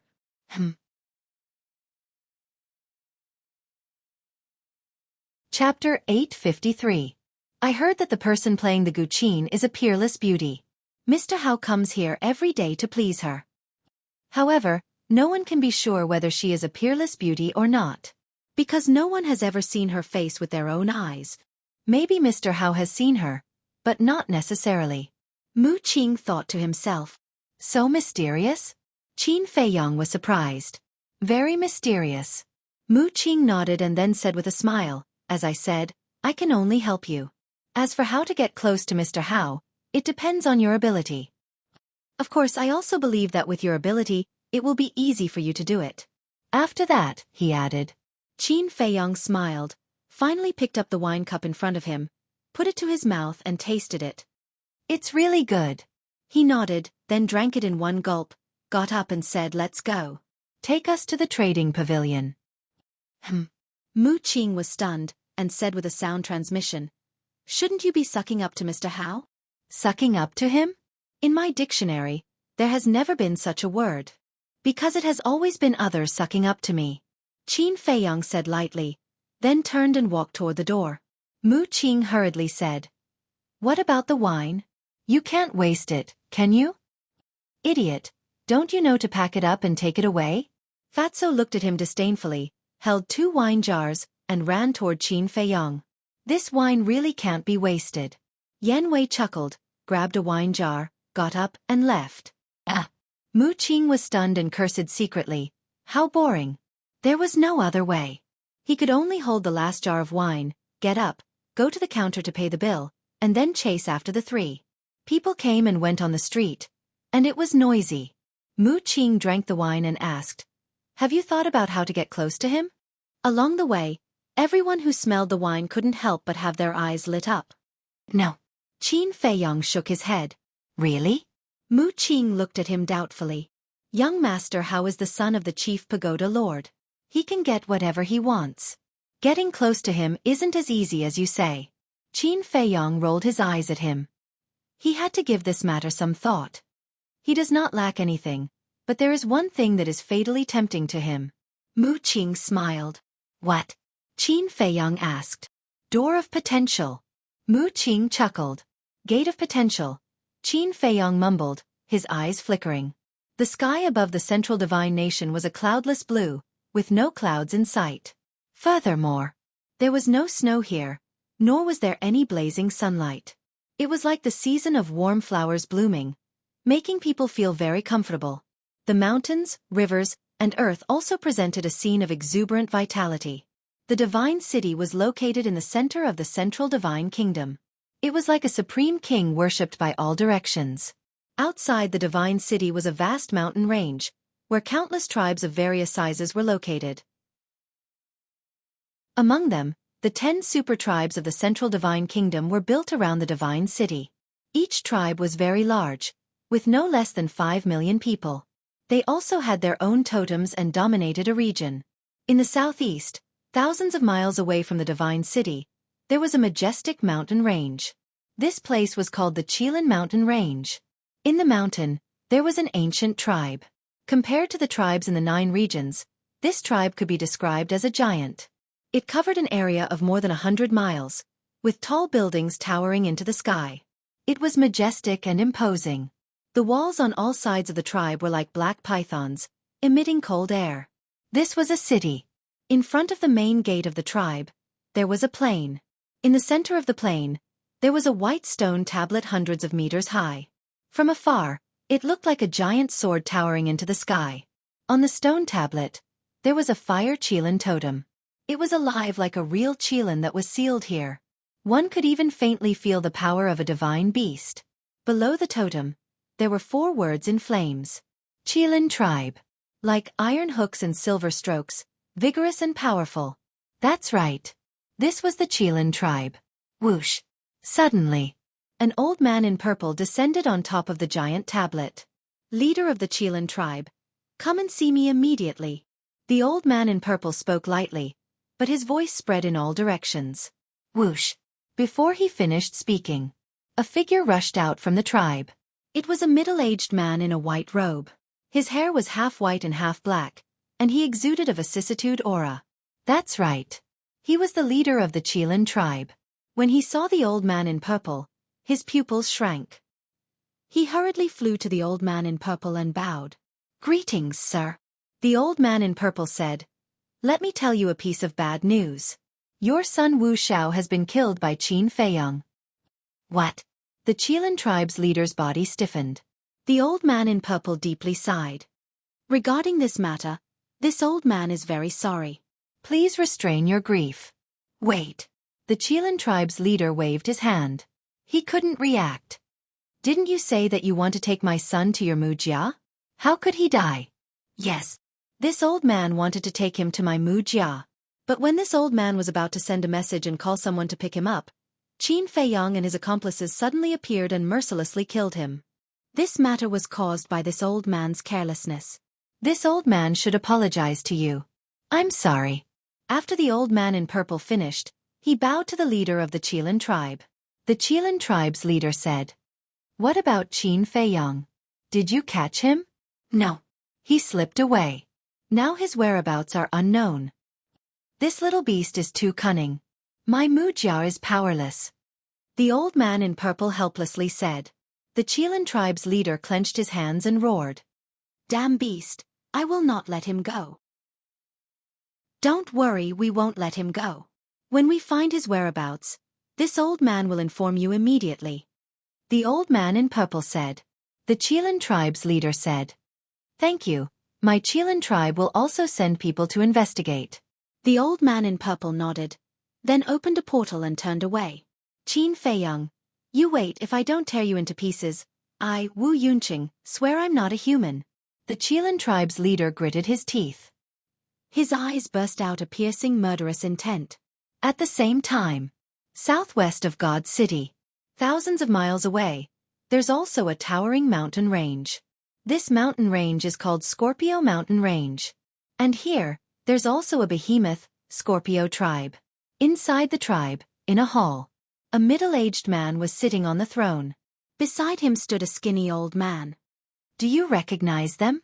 The middle-aged man pointed to the void and looked at the old man. There were 4 phantoms in the void in front of him. If Qin Feiyang and the rest were here, they would definitely recognize that these 4 phantoms were their current appearances. The old man glanced at the 4 phantoms and shook his head. I don't recognize them. Why?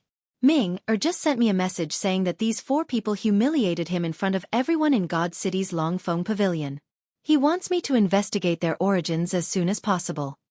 The middle-aged man said. Humiliated him? The old man was stunned and shook his head. I think it must be this kid who took the initiative to provoke others. The middle-aged man's expression froze. He smiled bitterly. I really can't hide anything from you. To be honest, leader, you really have to discipline him properly. Otherwise, sooner or later, he will bring disaster to our Scorpio tribe. The old man said. I know. But you also know Ming Er's character. Although he's a little arrogant, he still knows who can be provoked and who can't be provoked. The disaster that you said definitely doesn't exist. The middle-aged man smiled. The old man nodded and said, Okay, I'll go investigate now. You also have to talk to him properly. Right now, our forgotten continent is in chaos because of Qin Feiyang. All the major forces are secretly taking advantage of this opportunity to scheme. There can't be any mistakes. I understand. When I have time, I'll talk to him properly. The middle-aged man nodded. Okay, then I'll go first. After the old man finished speaking, he turned and left. Qin Feiyong, you dare to challenge the Pill Pagoda and the Mu family. What's your background? The middle-aged man muttered to himself, his eyes full of curiosity. God City. The structure of the God City was very similar to that of the spiritual state's capital. It was divided into 4 major districts and the Central District. The Central District was naturally where the Pill Pagoda was located. The 4 major districts were the North, South, East, and West. At this moment, on a street in the North District, Qin Feiyong and the other 3 stood in the crowd, looking at a towering building in front of them. This was the Trading Pavilion. And the Trading Pavilion was also very powerful in the Central Divine Kingdom. It could even be said that it was not inferior to the 10 super tribes. Every city had a branch, including the 4 major districts of the God City. And the Central Divine Kingdom was not only the God City, there were other cities. But they were all a bit far from the God City. Hey, the 4 of you, can you not stand there? How can others come in like this? Suddenly, a displeased voice sounded. In front of the Trading Pavilion, there were 2 guards in black, and the one who spoke was one of them. Are you talking about us? Fatso was slightly stunned, looked at the 2 guards, pointed at his nose, and asked. Yes, I'm talking about you guys. If you don't come in, don't block our door and hinder our business. The 2 said impatiently. In an instant, the eyes of the people coming and going fell on the 4 of them. Fatty let out a strange cry and said, Are you guys blind? Can't you see that we are all standing on the street? How can we hinder you? The streets around the Trading Pavilion are under my control. Don't talk nonsense, get out of here. The 2 waved their hands in disgust. I have a bad temper. Fatso stepped in front of the door of the Trading Pavilion and said arrogantly, Since you said that we are blocking the way, then I really have to block it. Come. I opened this place, I planted this tree. If you want to pass through here, you have to pay the toll. Then, he looked at the crowd and shouted. Without a doubt, those who wanted to enter and leave the Trading Pavilion were all stopped. Is this person crazy?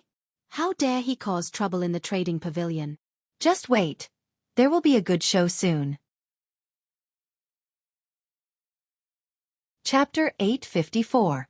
At the same time, looking at the arrogant and insufferably arrogant Fatso, Mu Qing's mouth twitched violently. She secretly said, Brother Qin, aren't you going to stop him? Why should I stop him? Qin Feiyong asked rhetorically. Mu Qing said, This is the Trading Pavilion. People who make trouble here will not have a good ending. You have to remember one thing. It's not us who are making trouble. It's them who are making trouble first. Qin Feiyong said lightly. He was also very puzzled. The place where they were standing now was more than 10 meters away from the door of the Trading Pavilion. How could such a wide distance hinder his business in the Trading Pavilion? They were obviously looking for trouble. His style had always been that if you respected him, he would respect you tenfold. But if they were looking for trouble, he was not afraid of trouble. Yan Wei whispered. Why do I feel that they are looking down on us?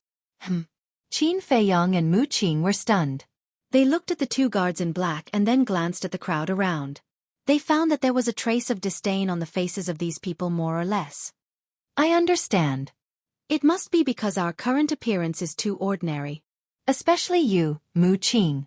Look at you dressed like this. If I were you and blocked my door, I would also drive you away. Yan Wei said helplessly.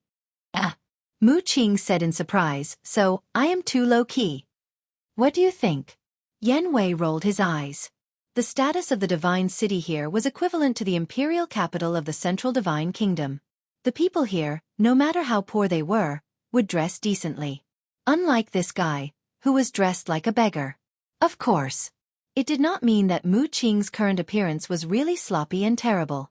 Although his clothes were a bit old, they were still clean. But compared with the other people's dressing, he was really no different from a beggar. Keeping a low profile can also attract trouble? Mu Qing began to feel unhappy. He had disguised himself to enter the God City so that he wouldn't attract any attention. Who would have thought that it would have the opposite effect? Whoosh!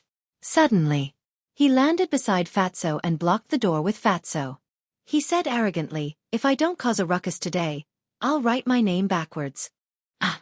Fatso was surprised. Then, he hooked his arm around Mu Qing's shoulder and chuckled. "Fat Lord realized that you're not that bad after all." "Get lost. Do I know you that well?" Mu Qing's face darkened. If not for the anger in his heart, he would not have accompanied Fatso to do such a childish thing. "You, seeing this?" The two black-clothed guards were about to explode from anger. "What about us? Since you guys don't know how to treat your guests, yours truly will have to teach you guys a lesson." Mu Qing sneered. "Guest? With your shabby appearance, how can you be worthy of being my trading pavilion's guests? Let me tell you, if you know what's good for you, scram immediately. Otherwise, don't blame us for being impolite." The two guards said with disdain. "You're welcome. Then let me tell you, if you don't apologize to me today, no one will be able to enter this door, and no one will be able to come out." Mu Qing crossed his arms and looked at the two of them in ridicule. These two people were not weak. They were both 9-star war sect, so he was definitely not their match. But he wasn't afraid at all. Because right now, there were 3 lawless and ruthless characters here. Naturally, it was Qin Feiyong, Fatso, and Yen Wei. "You're courting death." The two black-clothed guards were enraged. At the same time, they stepped forward and slapped Fatso and Mu Qing. "Are you really going to make a move?" Fatso's gaze turned cold. "Not only are we going to make a move, we're going to cripple you.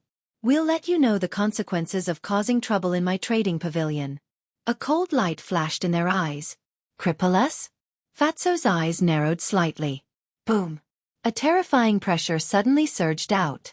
But it wasn't Fatso, it was Yen Wei. The holy might was like a waterfall, instantly imprisoning the two guards in place.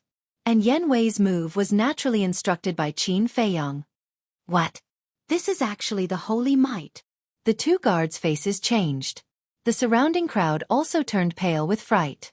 They never thought that there would be a war saint hidden among these inconspicuous people. "How dare you be rude to my young master's friends? Even if it's your trading pavilion, this old man won't agree," Yen Wei said expressionlessly. At this moment, he was a white-haired old man, but it didn't affect his domineering aura in the slightest. "Young master? Who is his young master? Could it be him?" Everyone looked at Qin Feiyong, their eyes filled with bewilderment. In fact, everyone was already used to this kind of thing. Because in the Divine City, many young people would have a follower by their side. Among these followers, there was no lack of powerful warriors of the war saint level. However, without exception, all the young people who had followers were not simple. In particular, these followers were war saints. After all, a battle saint, no matter where they were, was a top-notch expert. Therefore, it was only at this moment that they realized that these people were not poor at all. All of a sudden, the place fell into dead silence. Smack! But suddenly, a loud slap sounded, breaking the atmosphere here. Everyone looked over and their pupils suddenly constricted. They saw that Fatso was slapping the two guards hard. And he was merciless. Every slap landed solidly on their faces. In less than 5 breaths. The two of them suffered dozens of slaps and screamed in pain. Their faces were swollen like a pig's head. "We were wrong. We were blind. Please spare us." The two of them couldn't help but beg. "Wrong. What were you doing earlier?" Fatso sneered and punched the two of them in the mouth again. The two of them immediately spat out blood and their teeth were all broken. "Ruthless enough," the surrounding crowd muttered in their hearts.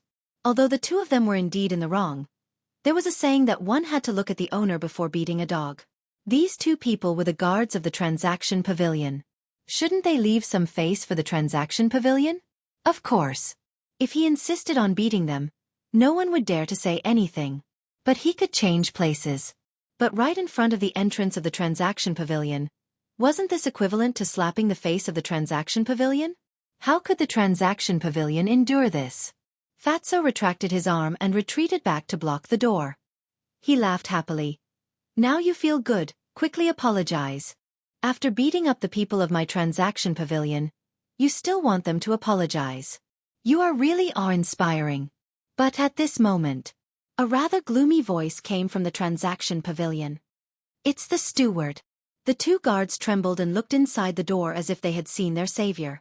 Qin Feiyang also raised his head to look and saw a black-clothed old man slowly walking out of the transaction pavilion. The old man exuded a very strong aura. Yan Wei couldn't help but narrow his eyes. He transmitted a message.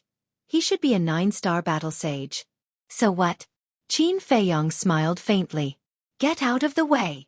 The old man in black stopped behind Fatso and Mu Qing. He glanced at the two of them coldly and said in a commanding tone. Steward, is it? You came at the right time. I was just about to ask, how does the transaction pavilion discipline its subordinates? Fatso and Mu Qing didn't move and looked coldly at the steward. You have beaten and scolded. Don't you think it's enough? The old man in black raised his eyebrows and said, Of course. We are injured mentally. It's not that easy to recover from mental injuries. Fatso grinned. The old man in black's eyes flashed coldly and asked, Then what do you want? What do we want? Fatso and Mu Qing looked at each other and smiled. Fatso said, I want to ask, do we owe you money? No. The old man in black shook his head. Then why did you show up with a black face as if we owed you millions? You should know that we are the ones who are wronged now. And the transaction pavilion didn't discipline well. As the steward, shouldn't you apologize to us as soon as you come out? Or is your current attitude the way you treat your customers in your transaction pavilion? If that's the case, then I can only say that the transaction pavilion is really awesome. Fatso gave a thumbs up with a face full of admiration. However, anyone who understood the situation would be able to tell that he was mocking the transaction pavilion. The old man in black's eyes darkened. Now he had an impulse to kill someone, but he knew that he had to endure it. Because there were too many people present now. If he made a move, the image of the transaction pavilion in the eyes of the world would completely collapse. Although this was just a small matter, the impact was very big. Okay. I apologize to the two of you on their behalf. However, even if they were in the wrong, shouldn't you not hit them? The steward held back his anger and said, Fuck. They said that they wanted to cripple us. Can't we fight back? The transaction pavilion is also overbearing. Is there any law? Do you really think that you are the ruler of the Forgotten Continent? Mu Qing said angrily. The steward frowned and looked at the two guards. He shouted, What's going on? We. The two of them stammered and couldn't say a word for a long time. You still don't know what's going on? Then why are you talking nonsense here? Come. Young master will explain it to you. Mu Qing was really angry. He had originally thought that the steward had seen everything that had just happened from inside the room. Who would have thought that he didn't know anything? This wasn't covering up, it was not right and wrong, and it was overbearing. This was even worse than covering up. After listening to Mu Qing's story, the steward was so angry that his beard blew and his eyes widened. He looked at the two guards and said angrily, Who gave you the right to treat the guests like this? We were wrong. We won't dare to do it again. Lord Steward, please be merciful and spare us this time. The two of them hurriedly knelt on the ground and kowtowed to beg for mercy. I'll deal with you later. A cold light flashed in the steward's eyes. He looked at Qin Feiyang and the other three, and his attitude instantly changed. He cupped his hands and said, I didn't ask clearly just now and wronged the four of you. Please forgive me. That's more like it. Mu Qing sneered. Yes, it's my fault. The steward smiled apologetically. He then looked at Qin Feiyang and said, Little brother, you see that I've apologized. Can you ask these two little brothers to not gamble at the door? After all, we still have to open the door to do business. Get out of the way. Qin Feiyang waved his hand and said. Fatso and Mu Qing looked at each other, smiled proudly, and then retreated to the side. Yan Wei also withdrew his holy aura. The transaction pavilion is just as a. Chapter 855. N. There are so many people who are not afraid of death today. Everyone was stunned and looked at the person who spoke. At the same time, the steward raised his eyebrows and also looked up. Qin Feiyang and the other three also looked over. At that moment, the four of them were stunned. This was really a small world. They saw a purple-clothed youth standing in the crowd. He hugged an enchanting woman and looked at the steward of the transaction pavilion with eyes full of ridicule. This person was Guaming. Guaming, what do you mean? The steward frowned. Guaming glanced at Qin Feiyong and the other three, hugged the enchanting woman and walked to the side of the two black-clothed guards. Although this matter is indeed the fault of these two big brothers, aren't they also protecting the image of the transaction pavilion by doing this? But what about you, steward? They were beaten up like this. Not only did you not make a decision for them, you even blamed them. It's really disappointing, Guaming said indifferently. The steward's eyes darkened and said, "This is my transaction pavilion's business, it's not your turn to interfere." I didn't say I wanted to interfere. I was just saying a word of fairness. What? I can't even say a word? Guaming sneered. The steward frowned. Was he possessed by evil spirits today? One after another. He came to make trouble? Qin Feiyong's eyes flickered. It could be seen that the steward was now in a very awkward situation. Guaming's intention was also very obvious. He wanted to provoke the steward of the transaction pavilion to make a move on them. What a despicable person. Qin Feiyong muttered, a cold light flashed in his eyes, and gave Fatso a look. Fatso understood and swaggered to the steward's side. Looking at Guaming, he laughed and said, "I was wondering who it was, so it's you shameless dog couple." What did you say? The enchanting woman suddenly went crazy. She could still feel the pain of the slap in the Longfeng pavilion. Is there something wrong with your ears? I said you are a dog couple. Fatso laughed. Bastard. I'm going to tear you apart. The enchanting woman was so angry that her body trembled. She once again pounced on Fatso. Don't. Guaming hurriedly stopped him, but it was too late. The enchanting woman seemed to have gone mad as she pounced in front of Fatso, her eyes flashing with dense killing intent. Looks like the lesson I taught you at Longfeng Pavilion was not enough. Fatso smiled coldly and sent the enchanting woman flying with a kick. Next, he landed in front of Guaming in a single step, raised his arm, and slapped Guaming's face.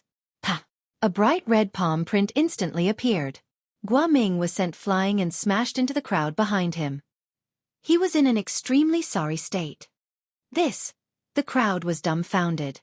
The manager of the trading pavilion also had a look of disbelief on his face. Because they all knew. Guaming dared to be so arrogant because there was a massive force behind him. Even the trading pavilion had to be courteous to such a force. But he never expected that these unfamiliar faces would actually beat up Guaming on the street. Did they not know Guaming's family background? Or did they not care about the forces behind Guaming at all? Brat, I'll say it again. In front of us, you'd better be honest. Otherwise, even if your father is the Jade Emperor, I'll make you suffer. Fatso smiled coldly and turned around to walk into the trading pavilion with Mu Qing. Clown. Qin Feiyong glanced at Guaming and Mu Qing with disdain, and also entered the trading pavilion with Yan Wei. The manager of the trading pavilion looked at Guaming and the enchanting woman, then looked at the backs of Qin Feiyong and the other three. His eyes flashed slightly and he also chased after them. The dignified young lord of the Scorpion tribe was actually beaten up like this. How pitiful. This is called evil people will be dealt with by evil people. The surrounding crowd also immediately cast gloating gazes at Guaming. However, Guaming turned a blind eye to these gazes. He stared at the backs of Qin Feiyong and the others, his brows filled with ruthlessness. Brother Ming, are you all right? The enchanting woman got up awkwardly and ran to Guaming's side with concern. Guaming shook his head, got up and glanced at the crowd. Suddenly, the crowd dispersed in an uproar. The enchanting woman said bitterly, Brother Ming, this matter can't be let go like this. Don't worry, anyone who offends me, I won't let him see the sun tomorrow. Wait for me here. Guaming turned around and walked into a secluded alley alone. Soon, he came out of the alley with a bone-piercing coldness on his face. Subsequently, he also entered the trading pavilion with the enchanting woman. There were more than 10 floors in the trading pavilion. The first floor was the reception. The second floor and above were the places where goods were sold. And the higher one went, the rarer and more expensive the goods were sold. At this moment, the manager was leading Qin Feiyong and the others to the second floor. When they walked to the stairwell, the manager asked calmly, May I know your names? Qin Day. Mu Qing took the lead and looked at Qin Feiyong, his face full of ridicule. Qin Feiyong raised his eyebrows, but he was too lazy to care and was about to say a name casually. But before he opened his mouth, Fatso said first, "My boss is called Ancestor Move. Mu as in admire, ancestor as in ancestor, ancestor as in ancestor." After saying that, Fatty even tried to analyze it. The manager was slightly stunned and couldn't help looking at Qin Feiyong and Mu Qing suspiciously. Why were the names of these two so strange? And why hadn't he heard of these two names before? At the same time, Mu Qing's face also darkened. The manager didn't know, but he knew that Fatso must have done it on purpose. What else could Qin Feiyong say? He could only smile helplessly. The manager glanced at Yan Wei, who was silent, and said, "May I ask which super tribe you two come from?" With the followers of the battle sage, he naturally thought that Qin Feiyong and Mu Qing came from a super tribe of the Central Divine Kingdom. Qin Feiyong smiled and said, "You misunderstood. We come from the 9 regions. This is the first time we have come to the Central Divine Kingdom." The 9 regions? The manager was stunned. It turned out that they were not from the Central Divine Kingdom, and his attitude changed a little. But it was not obvious. But even so, it was clearly caught by Qin Feiyong. Previously, the manager thought they were from a super tribe, and there was a trace of flattery on his face. But now, when he heard that they were from the 9 regions, there was a trace of disdain in his eyes. Of course, Qin Feiyong wasn't someone who liked to haggle over minor matters. He turned his head to look at Mu Qing and Yan Wei, and said, "You two go stroll around first. I have some private matters to discuss with the steward." "Okay." Yan Wei nodded. "Private?" Mu Qing's eyes flashed slightly. She didn't ask anything and walked quickly to the second floor with Yan Wei. Fatso glanced at the two and then looked at Qin Feiyong and said, "What about me?" "You follow me," Qin Feiyong said, turned to look at the manager and said, "Can we talk somewhere else?" "Sure." The manager looked at Qin Feiyong suspiciously and nodded. Then he turned and led Qin Feiyong and Mu Qing through a corridor and into a VIP reception room on the first floor. Entering the reception room, the manager didn't ask anyone to prepare tea. He directly closed the door and sat beside the tea table, saying, "Little brother, if you have something to say, just say it." "That's your attitude?" Fatso frowned. "I'm the one who neglected you. Little brothers, please sit down." The manager laughed, but he obviously looked a little impatient. "Boss, let's go. Anyway, we have plenty of money. We don't need to be nice to others' cold buttocks." Fatso was unhappy. Why were all the people in the trading pavilion like this? They were snobs. Hearing Fatso's words, the manager also felt a little uncomfortable and said with a strange smile, "To tell you the truth, our trading pavilion doesn't lack rich people. Let's go." Hearing this, Qin Feiyong turned and left. Everyone had their own bottom line, and this steward's actions had already exceeded his bottom line. He didn't want to stay in such a place for a moment longer. "Old thing, I can guarantee that you'll regret it soon." The fatty laughed mockingly. He turned around and followed behind Qin Feiyong, swaggering off. Regret? The manager didn't think so. What could a few people from the 9 regions do that would make him regret? "Go and ask Yan Wei to come down." Walking out of the reception room, Qin Feiyong said to Fatso, "Okay." Fatso nodded and quickly ran to the second floor. When Qin Feiyong came to the stairs, Fatso, Yan Wei, and Mu Qing also happened to come downstairs. "What's wrong? Why do you want to leave all of a sudden?" Mu Qing looked at Qin Feiyong suspiciously and asked. "This place disgusts me," Qin Feiyong said expressionlessly and walked to the door without looking back. "Disgusted?" Mu Qing and Yan Wei looked at each other, their faces full of doubts. "Here's the thing." Fatso sighed deeply and explained to the two as he chased after Qin Feiyong. "I see." Mu Qing suddenly understood and shook her head with a smile. "I have to say that the manager of the Northern City Trading Pavilion really has no taste. In fact, it's normal for him to be like this. Because in the eyes of the people of the Central Divine Kingdom, people from the 9 regions are very lowly.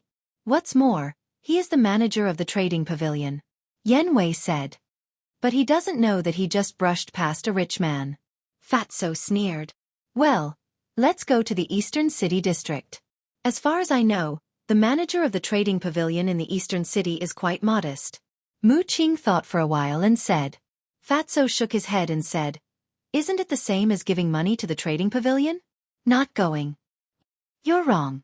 Although they are both managers of the trading pavilion, they don't have a good relationship because of some factors. They even have been fighting openly and secretly.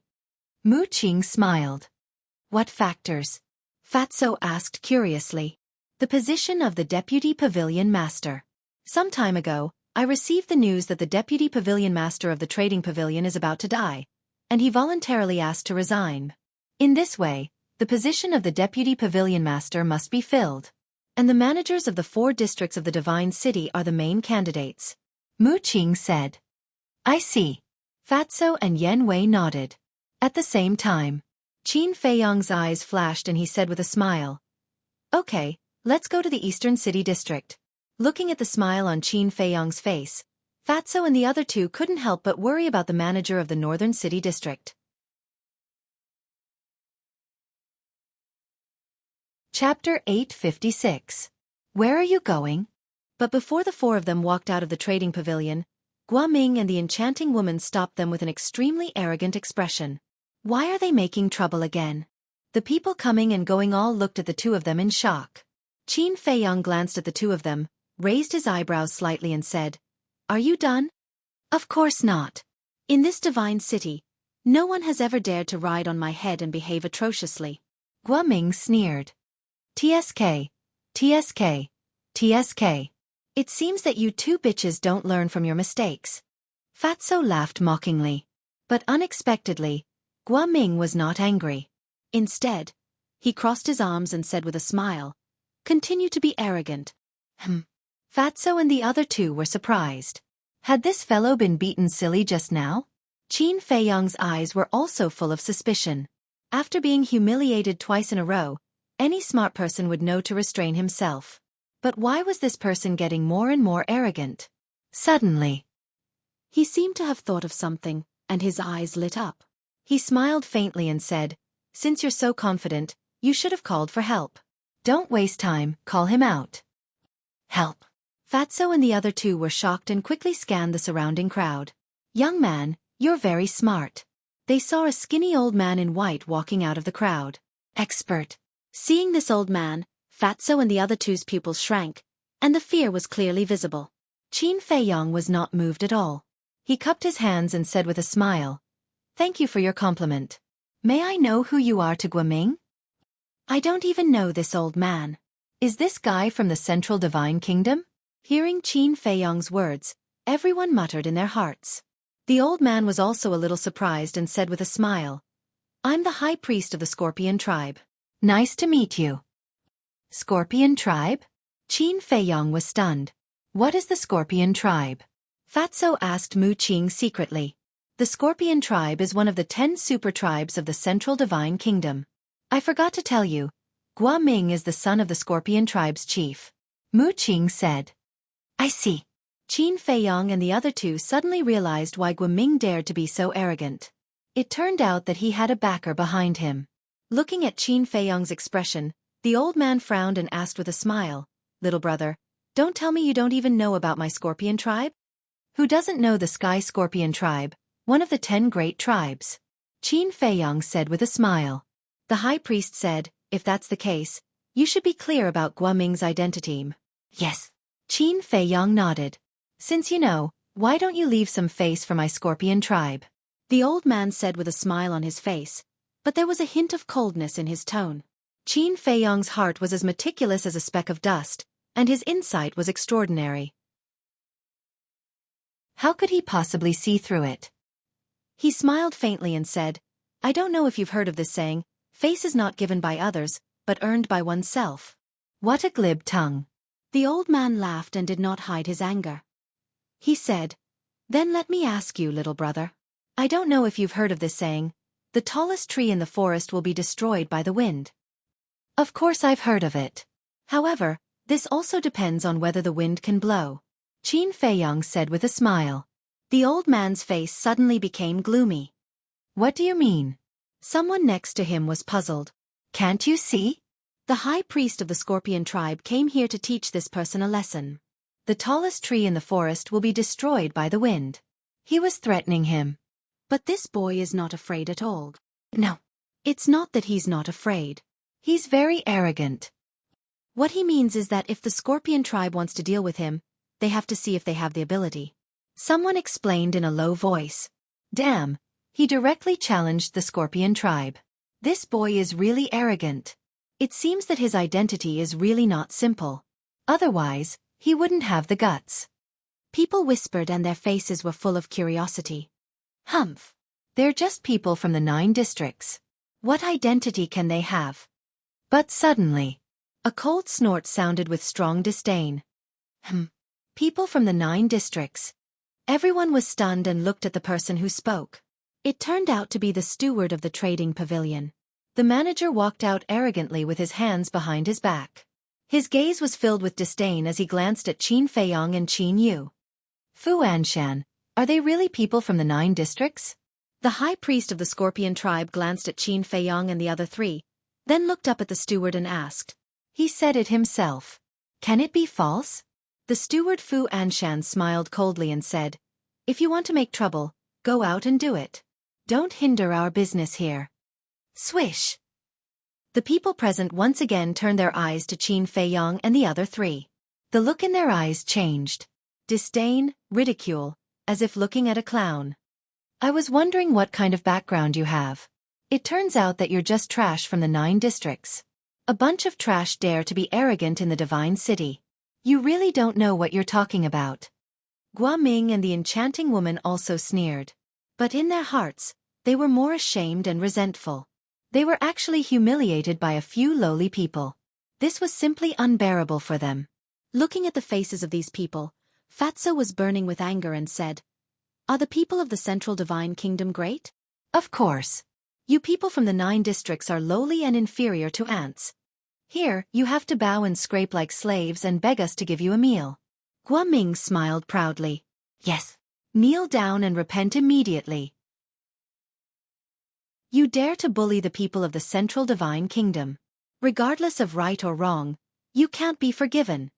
The surrounding people roared with righteous indignation. My bad temper, whether it's the Central Divine Kingdom or the 9 districts, they are all part of the Forgotten Continent. You people of the Central Divine Kingdom, what right do you have to look down on the people of the 9 districts?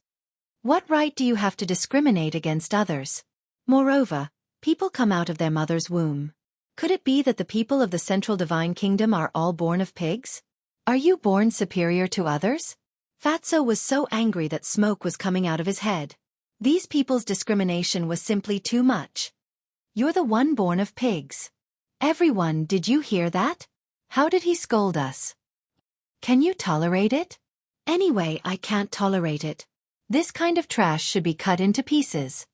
Gua Ming roared, fanning the flames and bewitching the people. Yes, kill them. Damn lowly people, how dare they scold us? I can't tolerate it. The crowd roared with ferocious expressions. They couldn't wait to pull out the tendons and skin Qin Feiyong and the other 3. Swoosh. Seeing that the situation was not good, Yan Wei stepped in front of Qin Feiyong and looked at Qin Feiyong vigilantly. Fatso and Mu Qing also moved closer to Qin Feiyong, their faces rather gloomy. Even if you're a battle saint, I'm afraid you can't protect them today.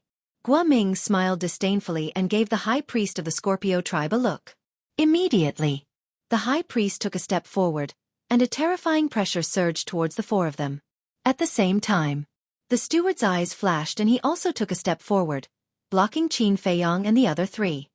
Originally, this old man didn't want to care about your previous rudeness. But I didn't expect you to be so arrogant and scold the people of the Central Divine Kingdom. This old man will definitely not tolerate this. Today, this old man will teach you a good lesson on behalf of your parents. The steward smiled coldly and a terrifying pressure rushed out of his body, pouncing toward Qin Feiyong and the other 3. Damn. If this young master doesn't get angry, do you think this young master is a sick cat? You just wait for this young master. Mu Qing was furious and took out the image crystal. What do you want to do? Qin Feiyong frowned. Mu Qing said, Of course I'll call someone to destroy them. No, this young master will raze this divine city to the ground today. Haha, did you hear that? He actually said that he wants to raze our divine city to the ground. Haha, he dares to say such words. He must be stupid. The crowd around him laughed wantonly. Stupid? Haha. You bunch of dregs, you simply don't know the immensity of heaven and earth. Mu Qing laughed wildly. The battle chi in his palm gushed out and poured into the image crystal. You can't do this. Qin Feiyong snatched the image crystal from him. What is this? You can still tolerate it? Mu Qing frowned. I don't care if you can tolerate it or not, but don't ruin my plan. Qin Feiyong secretly said. His tone was rather cold. His biggest goal in coming to the Central Divine Kingdom this time was the 5-colored crystal. If they really made a scene, it would definitely involve a lot of problems. At that time, there might not be a chance. Mu Qing said. Then do you have a way to shut them up? It's very simple to shut them up. Don't forget, we still have a trump card in our hands. Qin Feiyong smiled faintly. With a wave of his hand, a pure gold token appeared. Seeing the token, Mu Qing and the other two's eyes lit up. Before you act, it's best to see clearly what this is. Qin Feiyong grabbed the token and raised it high. The pure gold token emitted a dazzling light and was extremely eye-catching. Then I'd like to see what kind of trash it is. Guoming sneered and looked up at the token. His eyes widened in disbelief. It's the token of a divine envoy. The high priest and steward Fu Anshan also widened their eyes in shock. It's a divine envoy token. Oh my god, are you dreaming? Look, there's a name on it. So it's Lord Lu Xingfeng. What's their relationship with Lord Lu Xingfeng? The crowd was also in disbelief. Qin Feiyong looked at everyone's expression and smiled to Mu Qing. I didn't expect your second grandpa's identity token to be so useful. He thought that Lu Xingfeng's identity token could only intimidate Guoming. After all, Guoming was a disciple of the Pill Pagoda. He didn't expect that even the high priest of the Sky Scorpion tribe and the high priest of the trading pavilion would be so afraid. Are you kidding? A divine envoy's position in the Pill Pagoda is second only to the chief pagoda lord. Furthermore, they have the power to decide the life and death of all tribes, including the 10 supreme tribes. To put it simply, a divine envoy is the same as the Great Qin Empire's law enforcement hall. Mu Qing said. That powerful? Qin Feiyong was surprised and joked. Then why didn't you think of it before? Why didn't you ask your Mu family to come? I was a little muddle-headed and forgot about it. Chapter 857. Qin Feiyong shook his head and laughed. Then, a cold light flashed in his eyes as he looked at Guoming and said, If I didn't hear wrongly, you said that this oracle token is trash? Guoming stammered, his face full of panic. He never thought that these people were actually related to the oracle. Qin Feiyong laughed. Do you need me to tell you what to do next? No need, no need. Guoming hurriedly waved his hand and bowed. I'm sorry, it was my fault just now, please forgive me. Is this your attitude of apologizing? There's no sincerity at all. Fatso said meaningfully. Guoming quivered and smiled flatteringly. What do you want? Just say it. As long as I have it, I'll give it to you. Fatso chuckled and said, You definitely have what I want, kneel down. What? Guoming looked at him in disbelief. Right. He was indeed afraid of the oracle token. But he was still the son of the leader of the Scorpion tribe, and he actually wanted him to kneel down in front of everyone? This was too much. You're not going to kneel? Then I'll have to tell Lord Lu Xingfeng the truth. You have to be clear. This oracle token is Lord Lu Xingfeng's identity token. You calling it trash is equivalent to scolding Lord Lu Xingfeng. What do you think will happen if Lord Lu Xingfeng finds out? Fatso said playfully. Guoming's body trembled and hurriedly knelt on the ground, saying, I'm sorry, I was wrong, I apologize to you, that's more like it. Fatso smiled proudly and looked at the crowd around him. Plop. Anyone who met Fatso's gaze couldn't help but tremble and kneel down in unison. Finally, in the entire first floor of the trading pavilion, only the steward Fu Anshan and the high priest of the Scorpion tribe didn't kneel. At this moment, the place fell into a dead silence, and the atmosphere was particularly solemn. Fatso nodded in satisfaction. But suddenly, his gaze moved to the high priest and the steward. The high priest frowned. You still want us to kneel? You all have honorable statuses, and you are all warlord. How could we have the guts to do that? Fatso chuckled. The high priest and the steward looked at each other with a smile in their eyes. However, Fatso continued, but soon, you will personally come to us and kneel down. Especially you, the manager of the trading pavilion. Their gazes immediately turned gloomy. Let's go. Qin Feiyong glanced at the two of them. Without further ado, he put away the divine envoy token and left with Fatso and the others. Bastard! After the four of them left, Guoming suddenly stood up. The anger that was suppressed in his heart could not help but erupt. Haven't you embarrassed yourself enough? Quickly return to the Pill Tower. I will secretly investigate the identities of these people. The high priest secretly transmitted his voice, and a cold light flashed in the depths of his old eyes. As soon as possible. When I go back, I'll tell my father that I must think of a way to kill them. Guoming thought. His words were filled with bone-piercing killing intent. With a gloomy face, he turned around and left in large strides. Brother Ming, wait for me. When the enchanting woman saw him, she hurriedly chased after him. Sorry to disturb you. After watching the two of them leave, the high priest also opened a teleportation gate. He cupped his hands and said something to Fu Anshan, then turned around and walked in without looking back. Sigh. I shouldn't have underestimated them. Silly. Fu Anshan sighed deeply, turned around and walked upstairs, his heart filled with regret. This time, the Scorpion tribe and the trading pavilion are in big trouble. It's not the trading pavilion that's in trouble, it's Fu Anshan. They can only blame themselves for being unlucky. Who would have thought that a few lowly commoners would actually have the divine envoy token? People discussed in low voices. And this matter was like a plague that quickly spread throughout the North City district. All of a sudden, Qin Feiyong and the others became the subject of heated discussion again. Haha, this is great, this is great. Fu Anshan, this old bastard, has always been self-righteous and looked down on others. Now, he has finally suffered a great loss. East City, Trading Pavilion. In a resting room, a white-haired old man in white clothes was sitting beside a tea table, laughing in schadenfreude. And in front of the old man, a woman stood respectfully. This woman was tall and had a peerless appearance. Her skin was delicate, and she was about 25 or 26 years old. She wore a snow-white long dress, and her black and beautiful hair was like a waterfall. At this moment, there was also a faint smile on the woman's face. A moment later, the old man in white stopped laughing and looked at the woman. Go and inquire about the background of those little fellows. The woman was slightly stunned and smiled. It seems that grandfather is very interested in them. Of course. Regardless of their relationship with Lu Xingfeng, as long as they can make Fu Anshan suffer, they are worth making friends with. The old man in white chuckled. The woman looked at the old man helplessly and nodded. All right, I'll ask around. Dong. Suddenly, there was a knock on the door. The old man in white sorted out his emotions, looked at the door and said lightly, "Come in." The door was pushed open, and a black-clothed guard stood at the door. He bowed and said, "Steward Miss Yan, there is a person called Lin Fan who wishes to see you." Lin Fan? The old man in white was stunned. The woman asked, "Did he say why he is looking for my grandfather?" "No. He only said that he wants to see the steward in person." The black-clothed guard shook his head. The old man in white smiled and said, "Then bring him in." "Okay." The black-clothed guard replied and turned around to leave. Lin Fan?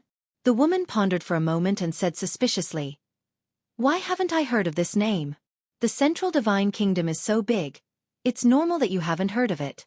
The old man in white smiled and acted very indifferent. Da-da. A moment later, accompanied by a series of steady footsteps, the black-clothed guard brought a white-clothed youth to the door of the lounge. The white-clothed youth was about 1.75 meters tall, with a head of long black hair. His skin was slightly dark, and his appearance was ordinary. The aura he exuded was also quite ordinary. In short, he was a very ordinary person. If he was in a crowd, no one would take a second look at him. The black-clothed guard pointed at the white-clothed youth and said, "Sir, miss, it's him." The old man in white smiled and said, "Come in." The white-clothed youth walked into the lounge and cupped his hands. "Greetings, steward." Then, he glanced at the woman, and a trace of surprise flashed across his eyes. The old man in white pointed to the chair opposite the tea table and said with a smile, "Please sit." "Thank you." The white-clothed youth cupped his hands and said. His eyes flashed as he strode to the tea table and sat opposite the old man in white. "You may leave." The old man in white then looked at the black-clothed guard at the door. "Yes." The guard bowed in response, closed the door, and strode away. Next, the old man in white looked at the woman and said, "Yen, prepare tea for this little brother." "Okay." The woman nodded, squatted on the ground, and began to clean the tea set in an orderly manner. Her movements were extremely elegant. Looking at all this, the white-clothed youth nodded without a trace, as if he was very satisfied with the hospitality here. The old man in white did not talk nonsense and asked directly, "May I know why little brother is looking for me?" The white-clothed youth said, "I want to buy a pill." "What pill?" the old man in white asked curiously. The white-clothed youth smiled and said, "Healing pill." The old man in white's face stiffened. At the same time, the woman who was making tea also paused her arms slightly and looked up at the white-clothed youth suspiciously. They originally thought that this person specially coming to find them was definitely to buy some precious medicinal pills. But they did not expect that it was just a healing pill. The grandfather and grandson looked at each other. The old man in white asked, "Little brother, are you sure it's just a healing pill?" "Yes." The white-clothed youth nodded. "Are you deliberately looking for trouble?" The woman immediately put down the teapot and looked at the white-clothed youth unkindly. "Looking for trouble?" The white-clothed youth was stunned and said in confusion, "Miss, I'm really here to buy a healing pill. How can you say that I'm looking for trouble? It's just a healing pill. Can't you just go to the staff directly? You even came to look for my grandfather. Do you think my grandfather has nothing better to do?" The woman said angrily. "Yen, don't be rude." The old man in white reprimanded with a straight face. The woman said, "Grandfather, he's doing it on purpose, understand? All right. Since our transaction pavilion is open for business, no matter how much you buy, you're a customer. Quickly, go and get this little brother a healing pill." The old man in white smiled and comforted the woman before instructing. "All right." The woman glared at the white-clothed youth fiercely and walked towards the door reluctantly. At this moment, the white-clothed youth smiled and reached out his hand. "Miss, there's no need." The woman raised her eyebrows and turned to glare at the white-clothed youth. "Are you playing with us?" The old man in white also looked at the white-clothed youth suspiciously, but he was not angry and was as easygoing as usual. The white-clothed youth smiled faintly and stood up to look at the old man in white. He cupped his fists and said, "Senior, please forgive me for offending you earlier." The old man in white was even more confused. "To tell you the truth, I did that on purpose to test your character, Senior." The white-clothed youth smiled. "Test me?" The old man in white was stunned. Then his face twitched and he asked why. "Because a friend told me that you're more easygoing and reasonable than Fu Anshan. You're not as arrogant as Fu Anshan and look down on others. But I didn't believe it, so I wanted to test you. I didn't expect the result to be as what my friend said." The white-clothed youth smiled. "I see." The old man in white came to a realization. Then, he looked at the white-clothed youth from head to toe and suddenly laughed. The woman was stunned and asked in confusion, "Grandfather, what are you laughing at?" "Yen, we're guests. Hurry and fill this little brother's cup of tea." The old man in white laughed. "No." The woman turned her head away. She was a little arrogant and unhappy. The old man in white was a little embarrassed. He looked at the young man and said apologetically, "Little brother, I've spoiled my granddaughter. Please don't mind her." The white-clothed youth smiled helplessly and said, "It's my fault. You can't blame her." "Little brother, you're really magnanimous. In that case, please reveal your true colors." Chapter 858. Lu Shan's True Face? When the woman heard this, she couldn't help but look at the young man in white in surprise. The young man in white smiled, took out a pill with lightning speed, and stuffed it into his mouth. But it wasn't the facial restoration pill. It was the illusionary form pill. Soon, a blue-haired youth appeared in front of the grandfather and grandson. "It's you." The woman was surprised. That's right. This person was Qin Feiyang. After leaving the North City Trading Pavilion, Mu Qing opened the teleportation gate and brought him to the East City. In order to prove Mu Qing's words, he deliberately changed his appearance and entered the trading pavilion. Moreover, he also thought of a very direct way to test the waters. Buy healing pills. And only buy one. If it was Fu Anshan who encountered such a thing, he would definitely be angry on the spot and ask someone to kick him out. But the old man in front of him not only did not do so, he was even polite to him. It was enough to see that this person's character were indeed not bad. Qin Feiyang looked at the woman and cupped his hands. "Miss, I have no choice but to do so. Please forgive me." "Humph. My grandfather's temper is famous in the Divine City." "You actually have such a way to test him. This is too much." The woman snorted coldly, not buying it at all. Her face was filled with anger. This little brother has just arrived in the Divine City after all, so it's understandable for him to do this. If you continue to be like this, Grandpa will be angry," the white-haired old man said with a straight face. "Grandfather," the woman wanted to say something, but the old man in white waved his hand and said, "All right, don't say anything, quickly pour the tea." The woman stomped her feet angrily, picked up the teapot, grabbed a teacup, filled it to the brim, and placed it in front of Qin Feiyang with a bang. She stared at Qin Feiyang and gritted her teeth. Drink it to death." Qin Feiyang smiled bitterly. This woman was really barbaric. Whoever married her would definitely be unlucky for the rest of their lives. The white-haired old man also rubbed his head helplessly and laughed. "Little brother, don't mind it. It's fine." Qin Feiyang smiled faintly, picked up the teacup, and was about to drink it, but when he saw the woman's fierce expression, he instantly lost his appetite. Cough, cough. He coughed dryly and put down the teacup. He looked at the white-haired old man and asked, "Senior, how should I address you?" "Li He, just call me Old Li. This is my granddaughter, Li Yan." "Little brother, what's your name?" Li He asked after introducing Zhang Xian. Qin Feiyang smiled bitterly. "My name is somewhat offensive. It's better not to say it." "Offend someone?" Li He's interest was immediately piqued.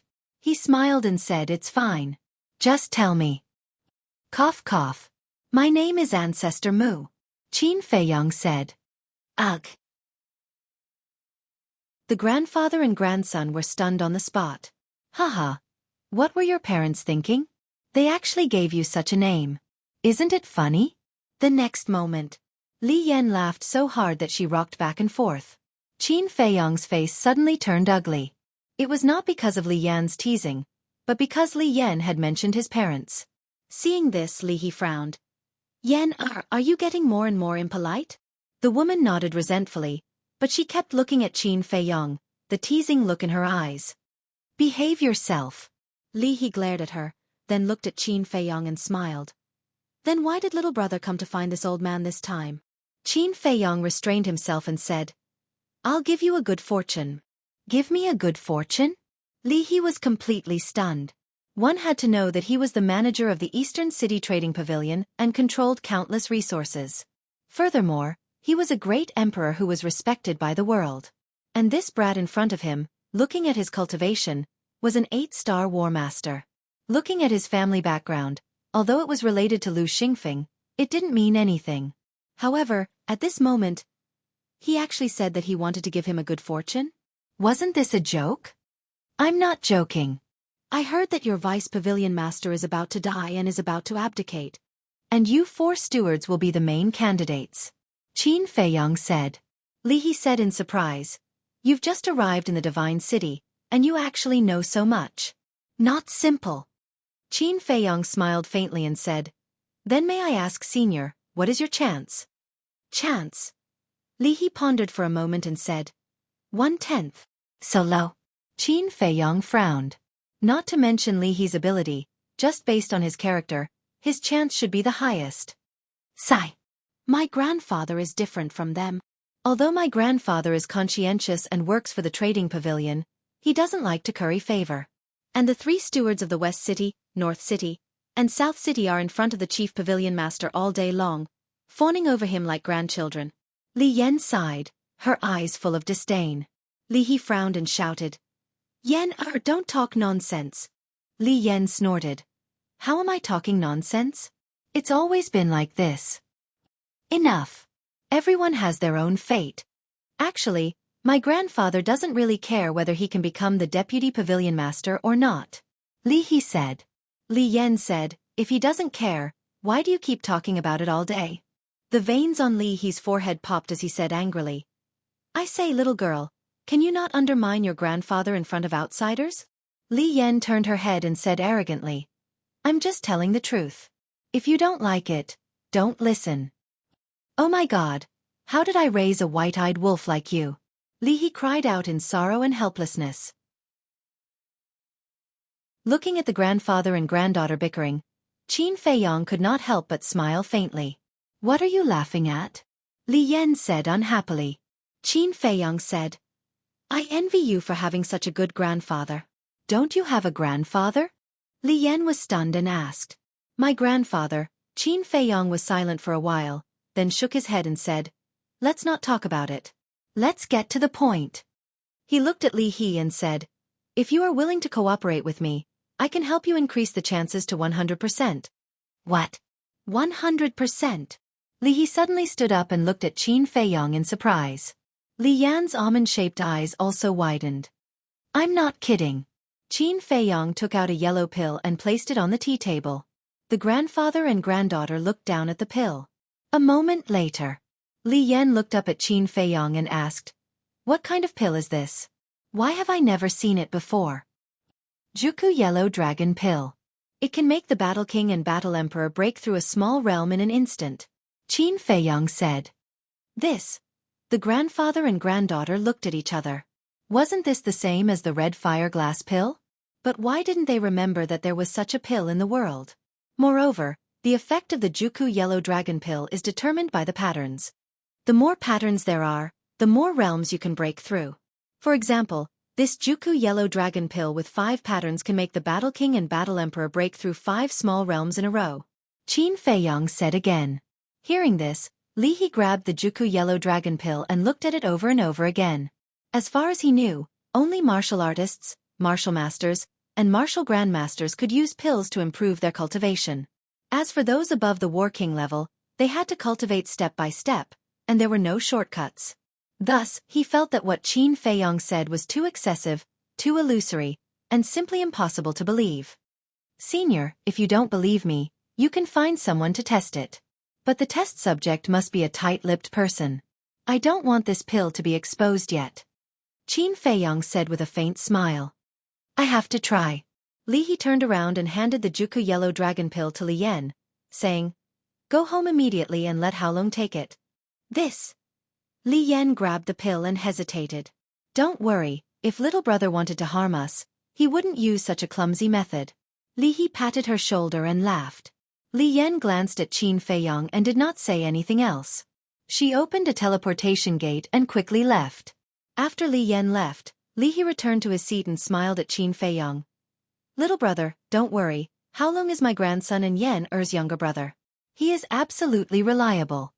Qin Feiyong nodded. Next, the two of them chatted while drinking tea, waiting for Li Yan to return. Qin Feiyong was very calm. But Li He was obviously a little absent-minded. He was very eager to know the result. Because, if this Xueqi Yellow Dragon Pill could really raise the cultivation of the Battle King and the War Emperor, then it would definitely cause a huge sensation in the Divine City. At that time he, the person who cooperated with Qin Feiyong, would undoubtedly be the biggest beneficiary. Suddenly, he looked at Qin Feiyong and said, Little brother, if we cooperate, I hope that I am your only partner. Of course. Qin Feiyong laughed. Of course. He knew what Li He was thinking. Once the Xueqi Yellow Dragon Pill appeared, it would definitely bring endless wealth to the trading pavilion. And as his only partner, Li He, would naturally be especially valued by the chief pavilion master. Even as long as Li He could grasp this opportunity well, the position of vice pavilion master of the trading pavilion would be his. Shwa. A moment passed. Li Yan finally returned. She looked very excited, her jade-like hands were tightly clenched together, and her beautiful face was flushed red. How is it? Li He asked. Sure. Li Yan nodded and said, after little brother consumed the Xueqi yellow dragon pill, his cultivation soared straight to the 9-star war emperor. Haha. Li He was stunned for a moment, then raised his head and laughed heartily.